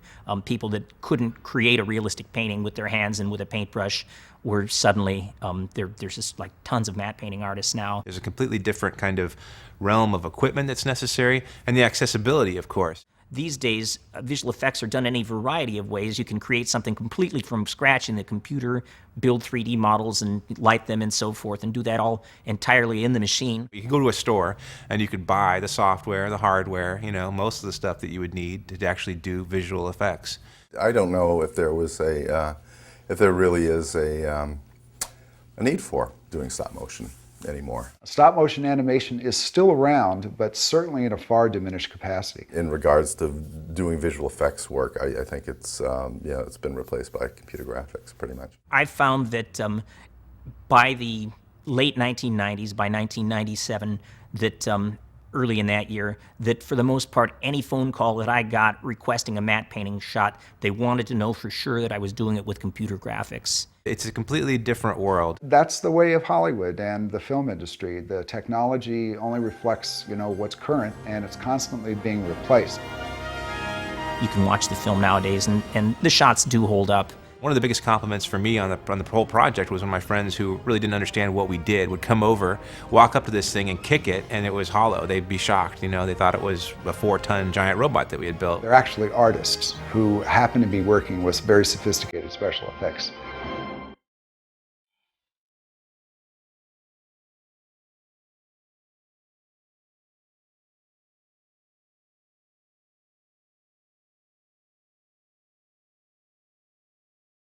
The three most important elements of Robocop were the screenplay, the director, and the robo-suit. How was I to convey the robotics of a machine and the humanity of a man at the same time? We spent a big chunk of change, I don't remember, it might have been $1 million, on that suit. The danger of this character was that someone would say, well, you're not going to see his face, so you can put anybody in there. And I think that that's not true. You needed a real actor and who really took it seriously, and Peter really did. Peter, took it seriously from a physical standpoint. He studied mime, and he did this, and he developed this whole thing. And in retrospect, you can't imagine the movie without Peter. It was anyhow difficult to find the actor because we needed somebody, as has been pointed out several times. I mean, somebody was a really good jawline, isn't it? Because this is what you see, only this, isn't it? Weller was probably the best person we could get. He was a marathon runner. He was very skinny. And so when you put him in the suit, he looks like a normally proportioned person. But if you put an actor with a normal physique inside that suit, he looks too big. He really captures the feeling of the robot, physically, vocally, everything. And you really feel like he's solid as a rock. And yet, he had to really work very hard at that to make you have that feeling. Orion and Mike Medavoy, my friend and a great supporter through the years, said, why don't you just find a mime teacher? I was living in New York at the time, still do. And so I interviewed 5 or 6 teachers of mime, and I talked to this really gifted gentleman named Moni Yakin, who's head of the movement department at Juilliard, and he read the script, and he wanted to incorporate dance and a fluidity in it, and not just this staccato pantomime, and so I went with him, and we prepped for about 7 months. I put on football gear and would walk around Central Park and work with Moni. Rob Bottin, of course, the genius really, who's responsible for the beautiful look of that suit and the functionality of it, always works in clay, full size. We used to go to Rob's probably once a week, maybe twice a week in the early days of the design phase. Somehow, suddenly we started to look at Japanese comic books and stuff like that, and then we started to change the design. So every time they would change their mind about the overall concept of this character, that meant that Rob Bottin would have to go out and get a whole new 6-foot piece of clay and then sculpt a very detailed statue of what the final thing was going to look like, which in itself was very time-consuming. The drawings that Rob submitted initially were almost exactly what we ended up doing. I mean, there's small refinements along the way, but I would say that Rob just took it and just said, here, this is it, and everybody kind of looked at it and went, wow, that's cool. It's a bunch of different pieces, about approximately 2 dozen, but they're very simple. You just put them on one at a time. Essentially, what you're seeing is pieces hung from the actor. What there is under this chest plate is a harness. And there's a harness that hangs from the shoulders and goes across the back and across the chest. And these pieces here were literally hung on this harness and snapped on in the back. The legs were leggings that you could actually pull on like long socks. And then you had the shoes, which had little sneakers inside of them, so that you could slip your feet in those and then they would be secure. The hands, which were supposed to be metal, were actually a kind of a foam rubber glove that just slipped on. And then again, these pieces were just kind of snapped on in like half sections. To get something that's as nice and as pretty and as effective as this was a lot of blood, sweat, and tears. From the moment that they started designing the suit to the day that they actually delivered the final one was an 8-month process. After I had done the casting with Rob Bottin for the suit and for the face, we did not get a chance to try out this suit before we had to shoot with it. They had done it full body cast of Peter Weller. Then molds were pulled from the body cast. And so all the pieces basically were made for Peter's body. So I had been shooting in Dallas for 2 weeks, the non-robotic part of the film. And then the suit arrived, and Rob and his entire coterie showed up. And at that point, it took 8 hours to put Peter Weller into the suit. It took us about 10 hours to put on the suit the first time. And it took, well, 11 hours to get him into the suit the first time. Moni Yakin and I had developed this very fluid-like, this legato, if you will, style of movement, almost like a snake. When the suit came and it was as heavy as it was, and we were already shooting, I could hardly move in it. So you had two problems the very first day. The suit is very late, and the suit doesn't work, at least not for Peter. Putting on the suit for the first time depressed me possibly more than anything except the end of a love affair 20 years ago that I can remember. They had to shave something off here just a little bit. Maybe they would have to break a piece off and then re-glue it over here. It was all just to make it work on Peter Weller. Once he removed the armpits and the knees and part of the heels of the feet and the neck, then I could start to work the outer shell of the suit more freely. But that still didn't give me the fluid-like movement that Moni and I had worked on for 7 months. And Peter, quite rightly, became very vocal in his insistence that he be given some time to try to figure out how now to work with this suit. Arguments ensued, what are we going to do? I had my percentage of stuff to say, believe me, in it, as did Rob and Paul. So they actually shut down the production for 2 days. So after the first day, we were suddenly 2 days behind. And those 2 days, Peter Weller and Moni and Paul Verhoeven all worked very closely together to come up with a new way of Peter to move. We started to move this suit, and Paul started to shoot tests on it. And Moni took me inside and said, look, slow everything down. It's no longer a snake, it's a beast. It's got to be big, and the accents have to be huge. The dissection and the definition of the ends of these movements have to be absolutely staccato and not legato. The head has to move like bang. We'd see Peter out there in the parking lot, you know, marching around with this, you know, with his movement coach to make it look right, you know, and it made a big difference. He needed that time. And rightly so, and I think we were pissed off at him that he was, let's say, in our opinion, obstructive, but I don't see it that way anymore at all. That warehouse, I just remember how difficult it was to breathe in there by the end of the day. And then as soon as I felt really, really sorry for myself, as I said, this was also in August and it was really hot, then I just look over at Peter Weller, and he would be in that Robocop suit, which was like built on a wetsuit, you know, and he'd just be sitting there with hoses, air hoses stuck down in. He was constantly having to rehydrate himself. And so there was always the danger that, you know, these horrific conditions might take out our star. He'd lose 8 to 10 pounds a day, you know, just in dehydration. Then he'd have to put it on at night. Whenever I felt bad, I'd just look at Peter and I didn't feel nearly as bad. Peter's going to hate that I say this, but I don't care.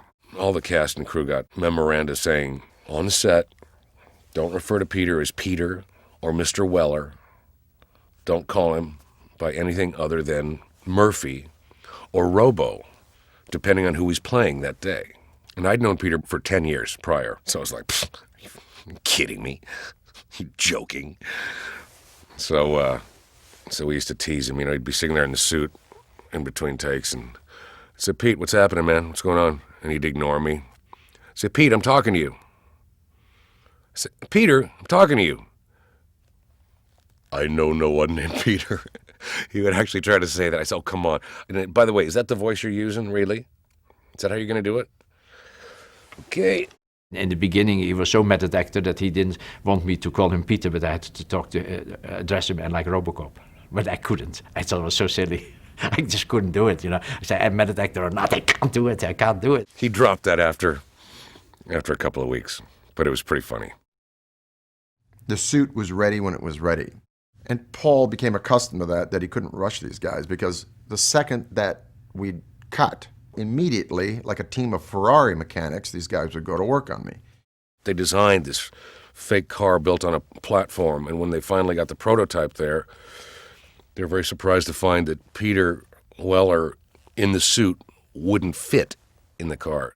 Getting into the car, you couldn't get into the car with the legs. You know, it was too much suit to get into a car. This suit, which I first thought was cumbersome and lugubrious, slowed me down and made the beast of this guy, like Moni said, come through. So when we were working this, Moni would say, you know, it'd be great if, and he stayed for 2 weeks, it'd be great if you like move the shoulder and then the head, or move the chest and then the head, or move the head and then the chest. I felt that The Man in the Iron Mask and other stories that involved kind of political repression of the hero were central to the way we developed the story. The Man in the Machine has been a classic story in science fiction, and when you consider that he's trapped in there with human memories, human emotions, that becomes a very important identification for the audience. When will he speak? When will he recognize himself? Can I help you? Aim for me. I did an adjustment in the voice. It's softer. If you go back and look at it, it's just a little bit softer. It's not, thank you for your cooperation. It's, can you help me adjust? It's a little more of this. It's coming back to him. The real transformational moment is when I take off that helmet and I say that I feel them, but I can't remember them. The linear thought process is probably gone, but the sense of the thing, the sense of humanity is there. The leg that holsters the gun, of course, was a separate cable-controlled piece, so it was never incorporated into the costume. It was a standalone. It was designed so that guys off camera could actually push and pull with cable controls, and they would pull a cable like this, and it would actually open up a latch and a spring, and pop, it would pop out. And there was the gun already hidden inside of it. And so then when they wanted to do the opposite of closing it, they would just pull the other cable and poof, it would go back in. Robo also had what was called the terminal strip. That's that very wicked looking spike that comes out of his wrist when he pops his arm out like this. And it's basically to interface him with any kind of computer or any kind of electronic equipment that he can exchange data with. The whole terminal strip apparatus was a completely separate cable-controlled arm that was held up by offstage technicians to make it look like Peter Weller was doing it, but he wasn't. When he gets me with the spike in the neck, it was actually somebody else's hand down there. There were Peter and I, and then there was another person down there with the, with the false hand with the spike popping out. You're down there fighting somebody to the death, and then there's another person crawling along beside with a false hand. That whole arm was actually a working replica too, and that was something, again, that was constructed by the Robo team specifically before that shot. And again, operated by cable controls off camera, and the hand could move and the fingers could move, and yes, it could shake hands, but it couldn't crush your hand like it shows in the picture. Actually, it had a pretty good grip, surprisingly, but not enough to pulp somebody. The hands were rubber gloves. So every time we threw the car keys, they would bounce out of the rubber gloves. And we must have shot this 50 times. And I think that was it for the day. That was it. We'd been there 14 hours or something. And finally we got a shot where Peter anticipated the keys and caught them and turned around, walked out the door. And that was a day's shooting.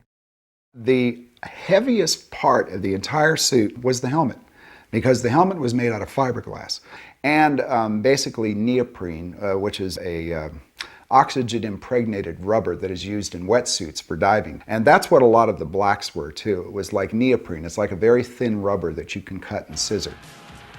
Walking down those stairs in that discotheque, though, was only the head and the chest. But still, Robo isn't like looking at his feet, oh, there's stairs down there, I think I have to walk down them.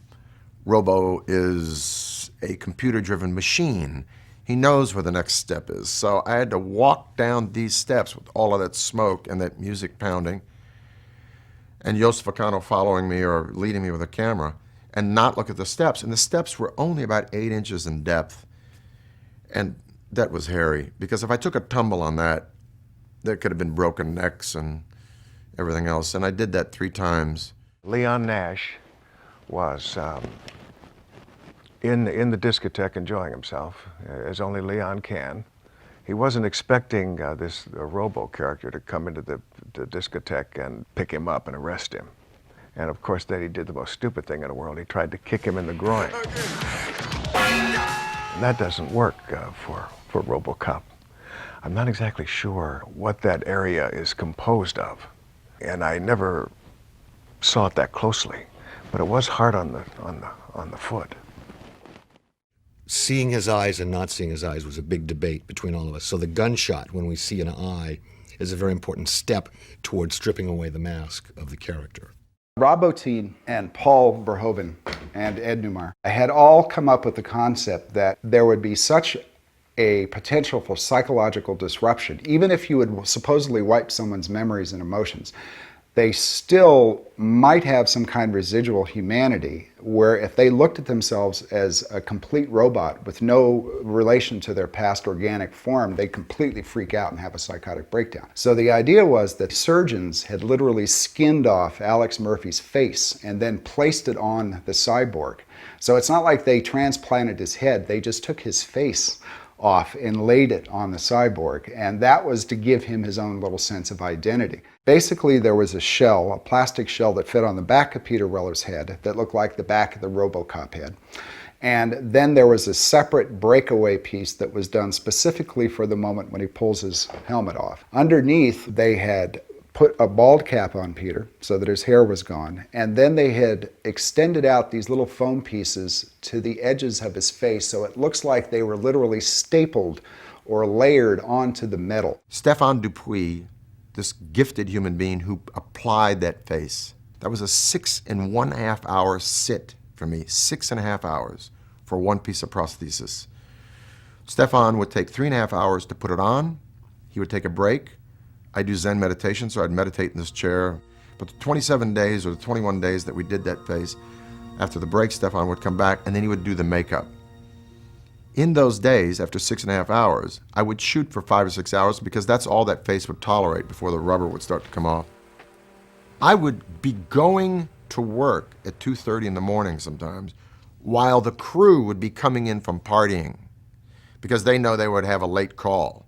Because old Weller would be in that chair with Stéphane for the next 6.5 hours, and there's another hour and a half of that suit. So I'd be working an 8 or 9 hour day before the film was even burned. There was a gun that we had initially got for Robocop. It's called an Israeli Desert Eagle, and it's the gun that is in the boardroom that is pulled out of the box that is used to threaten Ed 209, and later Ronnie Cox pulls out to hold the old man hostage.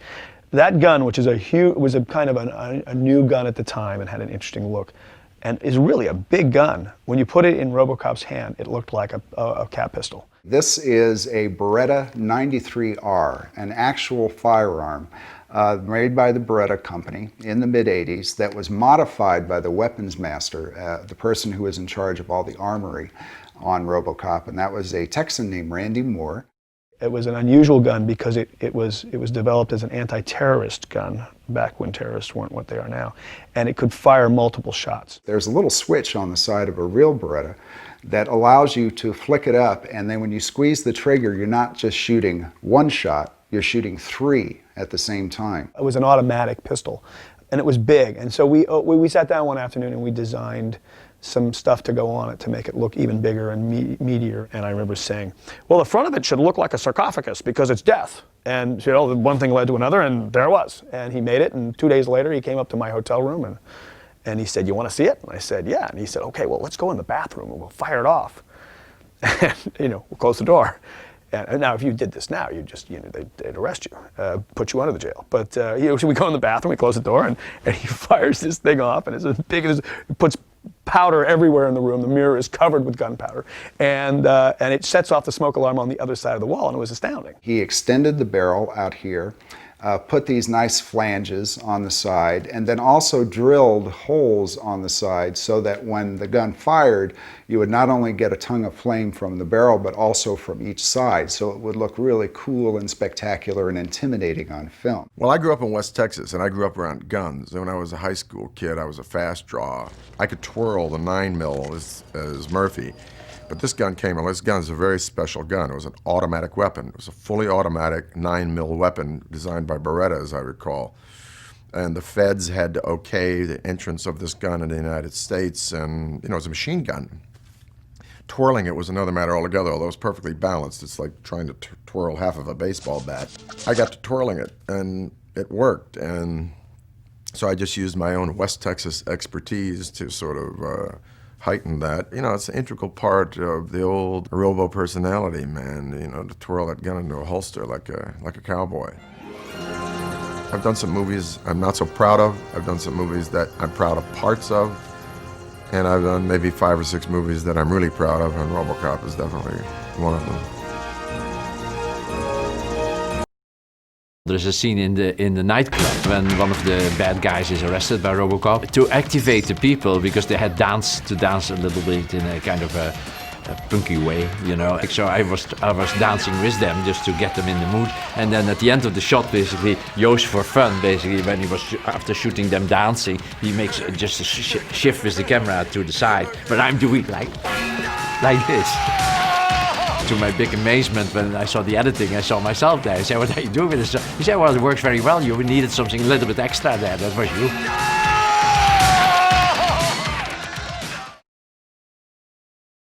I was going to go through the extraordinary background of everyone up here and their history and some of the films, the amazing films they've made in the past, but I'm not going to do that because I think we should get on with a discussion up here first a little bit, and then we open it up.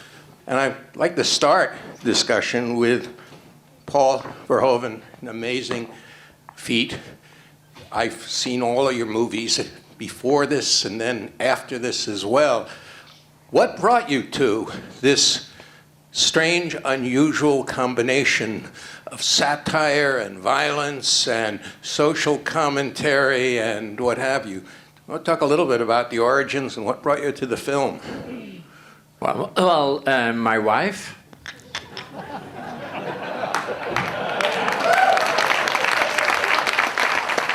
Because I thought the script was terrible.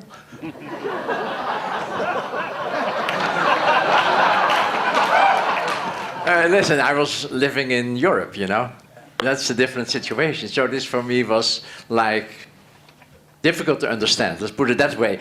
And so I put it aside after 20 pages or something. And then Martine picked it up. We were at the beach at the Côte d'Azur in France. And then I was going for a swim, and I came back, and then she said, you should really read this again. And then you should pay more attention to what you can do with that and what's there on the page that you haven't seen. And then the second person that has to be acknowledged was Barbara Boyle, because she was at that time at Orion, and she was the one that ultimately convinced me to come over and check it out. And when you came over, you had to put together a team that could capture this very unique feel, this sensibility that's in between a lot of things. A lot of that was coincidence, I think. Yeah. Because I didn't know anybody here, so it was very difficult for me to choose anybody or in the crew or in the cast. And I was enormously helped by John Davison and Ed Neumeyer, who was always with the production, to tell me exactly what is normal in the United States. Whatever it was, you didn't do that. Okay. And Michael, I have a question. In your discussions with Paul, there's a lot of politics in this film.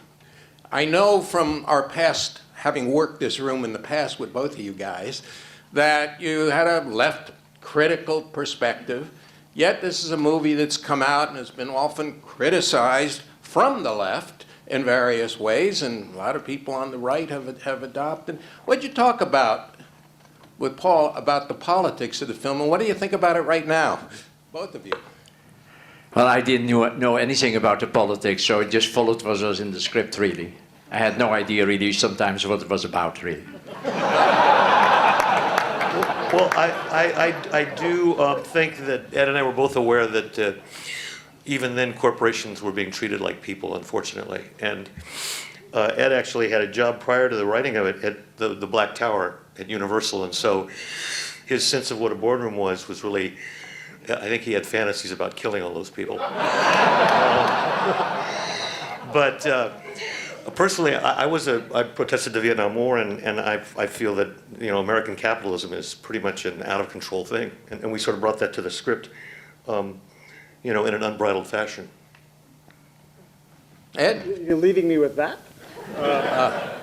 Well, we were always interested in political ideas for this, and I think that everybody's being pretty modest because we talked a lot about this stuff, and a lot of the stuff we didn't have to talk about because we just sort of felt that way. And I think that one of the things I like about this is my friends on the left like it, or sometimes they don't, but my friends on the right like it too. And I think, as they say, good business is where you find it. Male fantasy, action fantasy is equal opportunity. It doesn't matter whether you're a Republican or a Democrat. That's the politics of it. I mean, it is about the future. I do think that people have equal claims on the future, regardless of political strife. And I think that's why this movie is interesting to people, because there's still issues here that we're talking about as the digital age comes upon us and machines come upon us. And so that's probably why it's still new, On the violence issue, that was one of the things that people keep bringing up, and what do you have something you want to say about that? Any of you? I've said many times I like violence. I think I was very lucky in meeting Paul because we both have an aesthetic for violence. I'm not sure why. My mother is here, and so don't make her feel bad. I could say something about the violence. I think because Paul lived in Europe, and the sensibility of European directors and African American directors here is different from people like Tarantino. The violence has consequences. It's not just some kind of fantasy escapade. And I thought Paul brought that to the project. Thank you.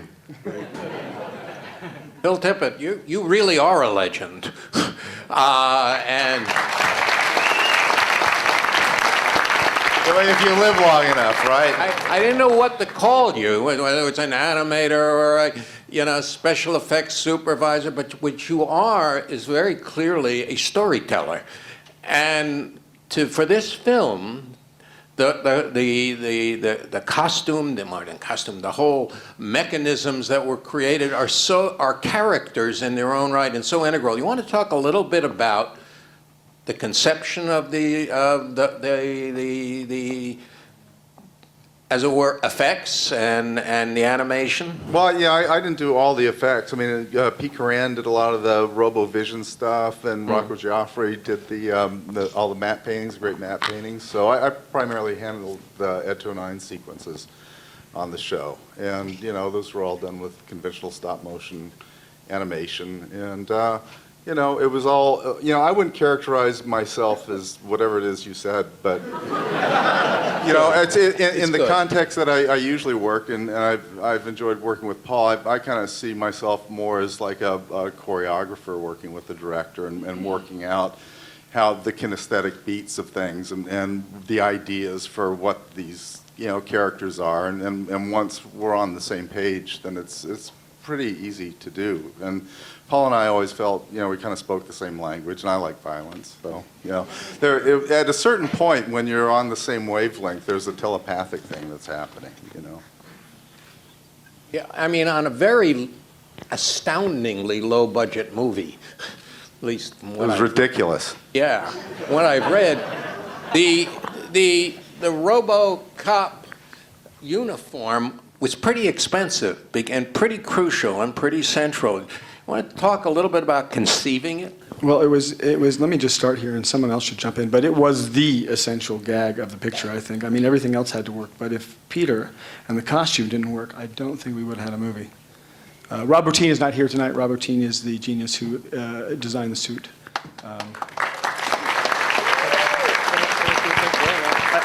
One of the things that I thought Paul did very well was in introducing Robocop. The first time you see him is on a monitor, then you see him behind frosted glass, then you see him through a fence, and with a very difficult third act face, you first see it in a reflection of a distorted piece of metal. So Paul is not putting it right in your face, he's building an illusion. And I thought that was a tremendous thing that was brought to the project. Well, that came from Rob Bottin too. Yeah? Yeah, he told me when I was working on the costume, he said, if you are going to show Robocop suddenly like that coming out of a room or whatever, and you see him frontal and really without any protection, then I think we will have a problem.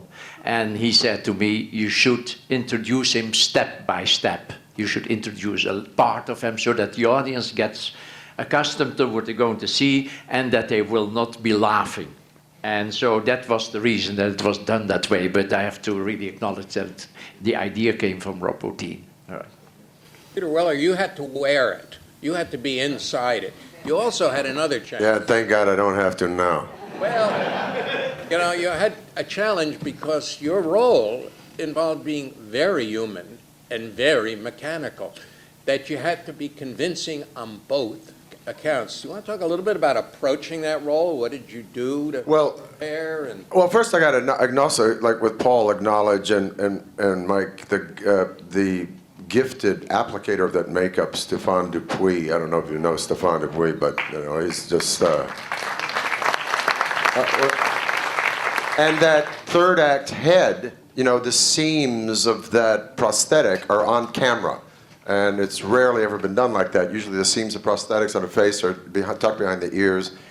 And that makeup face, that third act face, was a 6.5 hour just for that face. And Stefan and me and Rob's people would be going to work while the crew would be coming in from drinking. And it was 6.5 hours to do that face, then there was another hour and a half to put on the suit. So we'd worked at essentially an 8.5 hour day before Paul started burning film. I think you would only shoot 5 hours on that face or something like that before it was done. Something. Yeah, we were shooting, of course, 13, 14 hours, I think, but that face was that face was well. It took forever to get you into that. Yeah. Especially when it was. The latter part of it. Interesting enough, if you look at that, what Rob Bottin did, the trick is, of course, that the lower part of the head is the back part of the head is lower than the front part. So it looks like something is missing there, something. And of course, what he did is make the forehead longer. So you think this is the skin this is real, but this is already not real here. Its upper part, so that you can immediately, so that the real head goes then according to the skull, but the upper part, the frontal part, is about this higher, and that was, let's say, a really wonderful trick, so that you would be really deceived. Yeah, it was, and all those guys, what makes it, a gifted movie is all those accidents like Paul was talking about. But to talk about the movement of the deal, initially Moni Akin and I had developed a very sort of liquid, serpentine sort of movement, and then whatever the Chinese word for crisis is the same for opportunity, and when we were trying to fit that particular movement, which I'd worked on for 6 months, into the suit, it wasn't going to work. So we spent a weekend redesigning and tearing out parts of the inner suit. So then Rob and Paul were shooting tests, and we had already been into the thick of the film at the time. And Moni took me aside and said, the constrictions of this suit will work for us, what you have to do is take the articulation or the staccato at the end of a movement and really make it pronounced and actually accentuate what he was saying in the beginning of it, really push out the chest. And I felt while I was doing these tests with Paul, I felt it was really phony and operatic and, you know, and corny. And that afternoon, Moni rented from me. He says, I want you to look at a guy who's a dancer, who's a mime, he was a singer, he's one of the great silent film stars ever. Nikolai Cherkasov was in Eisenstein's Ivan the Terrible.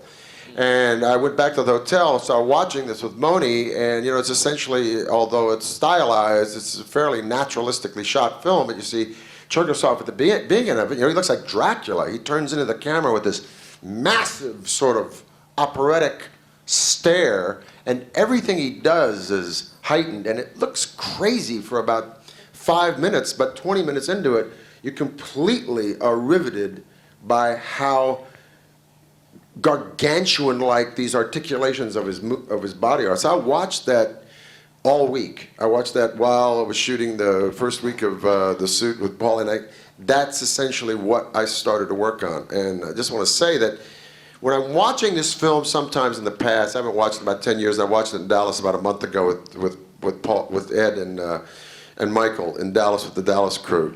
And it was the first time I really got out of my own way and looking at, well, I didn't have that movement down right, I didn't have this, all that, okay, that's when I was really cooking, and that's when Paul and I were really like moving the thing along. I really got out of the way myself and watched the film as a film, like you said.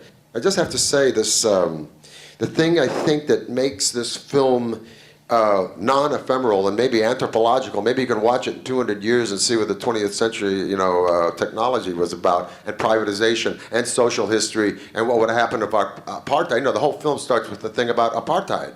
It turns out what would have happened had not there been some sort of peace thing. It's loaded with social history, this film. And when I got out of the way from Dallas, Sherry and I were watching it in Dallas, I said, you know, I just have to say I'm just extraordinarily proud to be part of a film as gifted as this, where, as like Phil said, all of the accidents, the wonderful accidents that happen in conjunction with the extraordinary gifts of talent that we're concerned with it. And on that note, I gotta say, Paul McCrane sitting in the back, there's Miguel Ferrer, there's Felton over here, you know, Kurt Wood is here, you know, it's a phenomenal cast, and Paul got to say one of my two favorite lines. It's also a favorite line of a lot of people.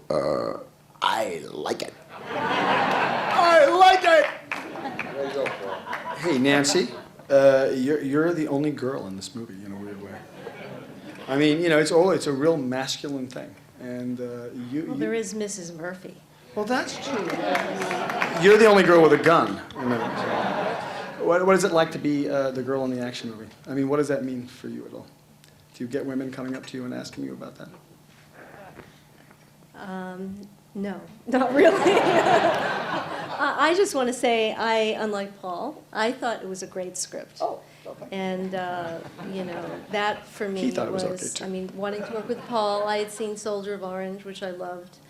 And I read this script, and the first thing I thought was, well, Robocop, they'll change that. That's a terrible title.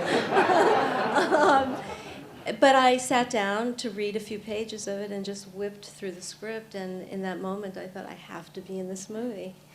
I think that the letters I've gotten have been probably more from men than from women about the role, oddly enough, but because they love this movie so much. And I'm very proud to be part of it. And I also want to say about Peter, it took, you can't even imagine how much discipline to do what he did, to even, I mean, he was put together with a little screwdriver every day. It took hours and hours and hours. And I just think he was masterful in the role, really. Thank you for your cooperation. You play a role of a very strong-willed woman who knows what she wants and knows how to get it, and it's a cop. Now, that broke new ground. It broke new ground, I think, in terms of the characterization, but also the depiction of a woman playing those roles. How did you get ready to do that? How did you do it so convincingly? Talk a little bit about your background and prep. Thank you for the convincing part. It was, I was raised in New York. My father was a cop, so I thought I had some understanding of that. I had the wonderful Randy Moore training me with guns, and I think I remember going out to the police academy at some point, but... Wave your hand, Randy. There he is. He handled all the guns on the movie. Really, I just looked at it in terms of the partnership. That, for me, was the most significant piece for me to look at in the movie. It's interesting that when I read the script after my disappointment in the beginning, of course, but I got over that and realized that it was really a fantastic script, in fact, and very innovative. And I think we did it in an innovative way, but it was already all on the page, clearly. The strange thing is that when I read, which was the second draft, and I just came from Europe, so I immediately thought Robocop, or Murphy in this case, in the beginning, should have an affair with Nancy. And I think the producers and Ed and Michael wrote that draft for me, which was the third draft, because that I thought was absolutely necessary. Should be some, what the French like, yeah, and me too, clearly. But so then I got that script, the third draft, and I started reading, and then for the first time I realized that I was in the United States and that it was just wrong. And that this whole affair was just a stupid European idea, and it should be taken out immediately, and I asked the writers to go back to the second draft and let's shoot that. It's very strange. This is a true story, and this is so unusual, I have to say, as an American screenwriter. Imagine if it had been an American director. He would have said, "Oh, you fucked it up, you're fired." And he didn't. He said, "Oh, I think I get the second draft. Let's go back to that." Yeah, and then from that moment on, it was all full. I mean, he did that draft. For Paul to say I was wrong. Let's put. He didn't say he was wrong. Well, for him to say. Well, let me say it now. I was completely wrong. And it's interesting because then I also realized that what had to be avoided was that there would be in the thinking of the audience, in the perception of the audience, a feeling that there should be something between Robocop or Murphy and Lewis. Because, of course, as we look at the costume, there is not much chance to do any stuff there. And so I asked Nancy, which was probably not so nice, but it had to be done, to cut her hair and make herself as boy-like as possible. Because I wanted to avoid any sexual thinking between Murphy, Robocop, and Lewis. And then I asked her to eat a lot. You might have forgotten that. Smoking. I don't even remember that. Oh, yes, I remember that I gained a lot of weight. Yes, I do. Well, I didn't mind getting my hair cut. But 8 times by 4 different people and the worst haircut in the world, that was not so fabulous. But I thought it was also essential, too, to be I mean, obviously, this would have been silly. So it worked. It worked really well. Why don't we open this up a little bit? It's very great. Thank you. Repeat the question back. So why I didn't want to direct the sequel. Well, there were several reasons. I think, first of all, of course, the original writers were not there anymore. That was the main reason, I think. Although they had worked a little bit at the beginning of the second episode, but ultimately somebody else was brought in, and that made it. I felt very uncomfortable there. And then on top of that, I hate to do sequels. Really, in fact, I have been fortunate to be able to refuse them all. And it came close, certainly with Basic Instinct too. But I'm so glad I didn't do it, you know. Right over here, and then we'll move around the room. But shout it out. The ending of this movie is extraordinarily satisfying, and I'm wondering if well, it actually, we actually had there was an ending we cut off the movie. There was a little more of a movie. All the media breaks were wrapped up, and we showed that at one screening. And Mike Medavoy, who's not here, told us to cut it out because there were breasts in it.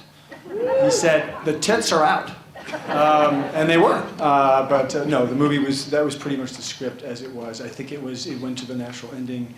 It was hard to get to that. John Davison came up with the last line, "You're fired," one day in a meeting, and I thought, wow, that's a really smart idea. We put it in, and I don't know, Mike and I, and then Paul and I, worried it forever until we couldn't anymore. The fourth directive is interesting because it really is the kryptonite, and because it's laid in there and everyone's watching it over 2 or 3 tracks through the whole film. I didn't think it was going to work. I was wrong. Said nobody's going to get that, but everybody got it. So thank God for that.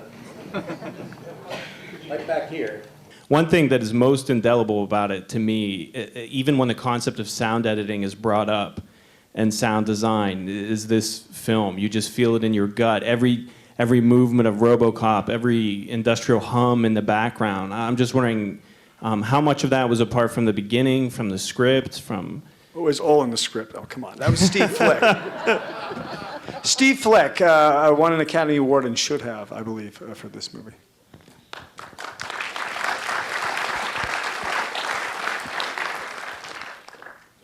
And the music was not in the script. Do you think that there is room in the modern American lexicon for more action blockbusters that are quite as critical of our current society as this film was at its time? Yeah, I'd like to jump right into that. Someone a little smarter than me pointed out that most of the superhero films after 9/11 endorsed the Bush Doctrine, which is essentially a first strike or a preemptive strike. And this narrative is different. It's a Western in which the law enforcer turns on the company that fabricated it. So maybe we've closed a door on that kind of storytelling. I don't know. I thought the Avengers was like a Nickelodeon cartoon compared to this, but, you know.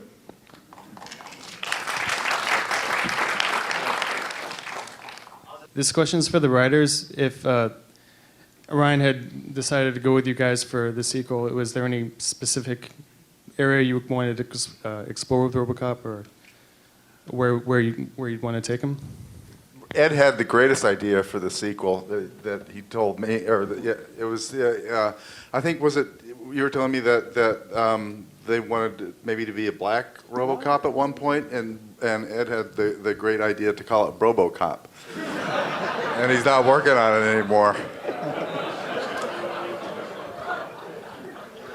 Do you want to? Well, we were force majeured off of the sequel because of the writer's strike. At Act of God, force majeure Latin, which meant that yes, that's Latin. We were replaced by someone who actually Ed brought into the original Robo family, Frank Miller. So you have said that?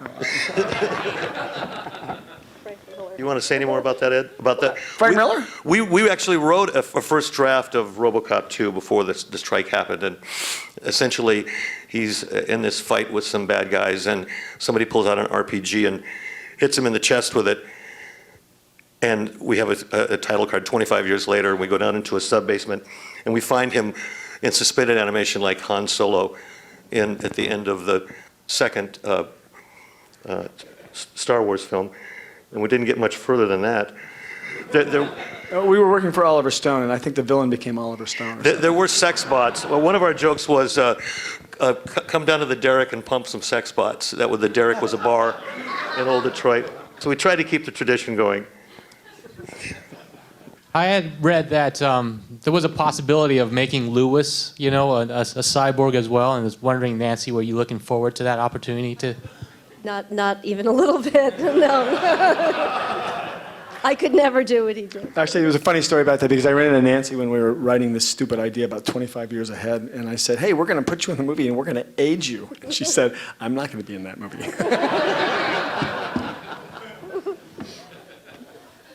On this side, back there. My question is, who came up with the idea of establishing the world by showing commercials in the news? Because I think the way it sets up the tone of the world and society, and it's brilliant. That was in the script. That was something Mike and I did. And Paul didn't like. And Paul didn't cut it out. Thank you, guys. We actually had a lot of fun with the media breaks. It was sort of an unalloyed political commentary. We just really, it was some of the most fun writing time we had. Yeah, I think the idea of being able to cut to it, before that, there had always been, you would cut to the studio, and then you would usually have a camera, somebody would shoot the back of a camera, and then you would go into the scene that way. But Paul just said, we'll just cut right into it. And I guess it's called Brechtian, I learned later. Strangely enough, that was based on the painter Mondrian. I was thinking about these black lines that he has in his later abstract paintings between the blue and the red squares, and there are black lines like this. And I thought that the movie should be that way. So there would be scenes and then boom, something else, and then back to the scenes. So when I read that, which was already presented in the script, I immediately thought we should not be trying to integrate this kind of it's playing in when the officers go to work or whatever, putting it into the scene, and just forget about that and just say bomb.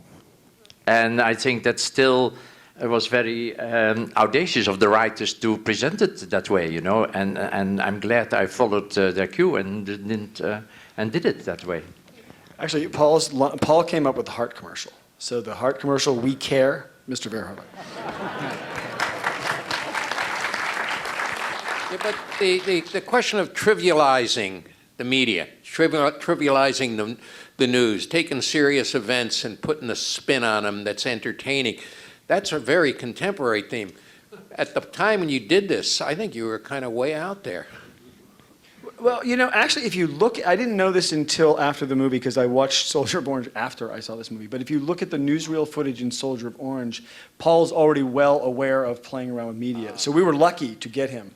And yeah, we had independently come up with this idea of, I would say it's probably we're the Saturday Night Live generation. So, we stole it from them a little bit just as a way to go in. And what I find interesting about it is it's a lovely way to put a lot of exposition in fast. And that's what I like about it. And also, the media breaks fall at act breaks, at roughly 30 or 35-minute intervals, too. So they're sort of like closing of one curtain and opening of another. And the rise of action with Robocop out on the street, that ends with the mayor hostage, and then he beautifully transitions into a media break, into Act 1, on and on it goes. I'm just wondering about this, because I've always complained of this, because I've never noticed a character like Robocop that's like half human, half cyborg, and is like the hero of like an action film. I've never seen that before Robocop. So, question for the writers is, like, how did you exactly come up with that? Like, some kind of weird inspiration involving a car accident or some sort of weird, I don't know, like just out of curiosity, how did you create this weird toaster man character? So, yeah. There were some, it's a process of addition, obviously, and I knew very little about the movement exercises that Peter went through. I watched him do it and I was amazed, and I thought he, was a good mime when he was in college or something. But, one of the things, we had rules for Robocop, the sort of John Wayne rules. He can't kiss the girl, he can't be seen on a telephone, and he can't fly. And they did all three of those things in number 3 when we weren't around. So we also talked a lot about the Man in the Iron Mask and Frankenstein and those eternal themes. I had, my idea came, I was actually working on another movie in the art department. I wasn't officially working on the movie, but it was shooting near my office. It was Blade Runner. And I watched that movie for 4 nights, and then someone told me it was about a robot. And they pointed at Sean Young, who was wearing a tutu, and they said, that's the robot. And I said, no, that's not the robot. And so I had an image of this robot trying to figure out, this robot cop trying to figure out human behavior. And it may have been based a little bit on my experiences that night on the big Blade Runner street. But then later I thought about it would be interesting if the person wasn't a robot, but was a human being who was coping with being a machine. That was the future, that we weren't going to avoid it, that we were it. And that was kind of where it came from me. All movies are in some way a dialogue. We learn from past masters of the craft. Are there any other films you'd want to talk about that you had in the anyone here, and Paul particularly, that you had in the back of your mind as you were conceiving of this quite original work? Yeah, my movie about Jesus, yeah. Okay. I was a big Dirty Harry fan. Listen, I'd like to add something about what Paul just said about Jesus. You know, there's a theme in this. I venture to say the thing that makes it non-ephemeral and long-lasting, and why people go back to it is, aside from the brilliance of the writing and the comedy and the good guys and the bad guys and the win and the loss, there's like all great stories, particularly in Western literature, there's a theme that, this is kudos to Paul, because I don't know if American would have gotten it, but there are images, and there's constant images of resurrection. And if the movie itself isn't about resurrection, where a guy ends up saying Murphy, if that's not blatant enough, then, there are, it's not just,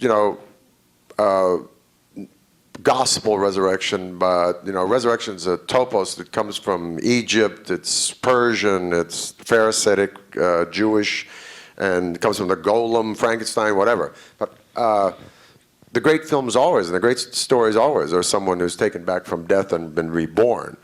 And Paul has, there is infused it with images from it, and they're subtle. But I just have to harken back to it's sort of a nice argument that Paul and I had in my hotel room when we were reading through the script. Right before I was starting, we'd read through the script and I'd ask him questions. And it seemed to me, and it seemed to a couple of people, that, bear with me here, and it's an American thing, and I direct a lot of television now. And the television Hollywood way is to go about this. Follow me. This is the revision of Robocop. That Robocop is Robocop, and then Nancy Allen comes along and sees him twirling the gun and goes, Murphy, it's you. And then he goes out and arrests Paul McCrane. Paul McCrane hears him say the words that remind him of when he was busted, right? This is the evidence of physical, this is the evidence in a physical world. And then Robocop would go back and start to have dreams, you see? And this is the Western way of looking at it. That physical evidence motivates then us going home and having dreams and self-realization. So I was asking Paul, I said, why is he having these dreams? And you might remember this conversation, but it was absolutely transforming to me. I said, why is he having these dreams first? Why isn't he like, which is what I'm used to seeing in the Hollywood film, going out and having a physical experience and then coming back and having some sort of mental deal or, soulful deal. And then Paul said to me, and I'm paraphrasing, he said, no, you got this backwards, because the one thing that they have not taken away from him, and I'm paraphrasing this context, is his soul. And the soul is waking up on its own. And you could fill in the blanks there, because it's God-given, because it's given by the cosmos, because that's the thing that technology, progress, privatization, and all the things that have taken these things away from him cannot take. And that's what's waking up, and then the soul wakes up, and then it's born out again in a physical world. You get that? Okay. That's the miracle of this film, man. And I'm telling you, I'm in a meeting today in a TV series, which is great, so forth, and they want that. They want, the physical life to happen first, and then the girl goes home and she has a couple of dreams, and then she realizes the epiphany. You know what I'm saying? And that's the way it's done in Hollywood, and it's not the way it's done in this movie, man. And I venture to say, the magic of this movie are these images. The magic underneath it all are these images of resurrection and subsequently the life of the soul that transcends all this other mishigas that Robocop goes through. I think that's what makes the movie non-ephemeral. I think eventually when they say Murphy and everybody goes, wow, that's what everybody's getting out of it, is resurrection. Yeah. From creative, artistic, whatever you want to call it, I can talk about the soul clearly, because we can, in a movie, we can believe in the soul. Unfortunately, I don't think it exists. So drive home carefully. You sure had me in that hotel room, man. Let me say, a lot of people talk about this is a cult movie. I think that's wrong phrase. It's a movie that's it's a universal movie, man. Yeah, a movie about stuff that matters, and it's done with an artistry that realizes that full potential at every point, and that there's an enduring interest and will continue to have an enduring interest. I'm absolutely convinced. So I'm very honored to be here among you guys. Ed said at the end of the process, boy, this is one we made when no one was looking. And I went, what was he talking about? But clearly, even at that time, the studios would squeeze the life out of things. And so the sort of bottom-up organizational principle, there were 8 pieces of good luck that happened that sort of lined up. And you can't legislate that. Any last words here? Paul, you should have the last word. Yeah. I will use it to thank Peter Weller for what he had to go through and what he achieved, and for a very important creative cooperation. I mean, we had our conflicts, we solved them, and we went on, and he had very hard times, clearly, with that costume, terrible costume to work in. You know, he couldn't really walk, everything was terrible. And he had to go through that, but that is not the point. The point is that what Peter did is, in the framework of the film, I believe in the soul too. I mean, for me, the movie was, I wanted to make the movie right at the moment that I read the scene that he goes back to his house and gets his dreams about, or memories, isn't it? That was the moment that when I got to that point, that I thought, I want to make this movie. This is beautiful from an artistic point of view. You know, there's a difference between me as an artist and me as an, let's say, a thinking being. And what Peter did is bring that soul that is so important to the movie to the screen.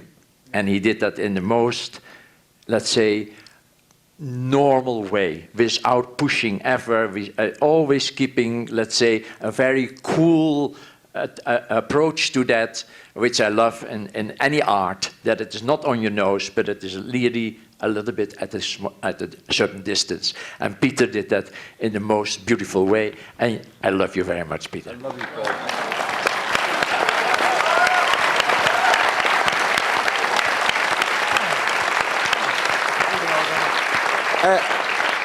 You know, and just before we go, it's not a quid pro quo, but like I say, you know, I just finished directing a television series and another one, so forth, and I rip off his stuff all the time. I ripped off his stuff yesterday. If you notice, I don't know, you guys are film students out here. He's a master at hinging people into another action, pulling people out of cars, hinging them one way, going the other. There's a consistency and an action to his movies that I've stolen from him from the day I met him. And also, this is another thing I steal from him. I hear this in my mind, and Nancy remembers this too. Why aren't we shooting? Remember this? Why aren't we shooting? And you know, I say that daily, man. You know, because this guy, he hit the ground in 7th gear every day. I mean, he's already in 7th gear. And Nancy and I go, God, doesn't he warm up? I mean, isn't there like, you know, isn't there sort of like, you know, go to the set, kind of rehearse, have some coffee? No, not with Paul, man. 7 o'clock in the morning, you are going 180 miles an hour until the wrap, man. And I've gleaned that from him, stolen it from him, referred him to everybody in the world, and I'm as grateful to you as you are to me, man. So I love you.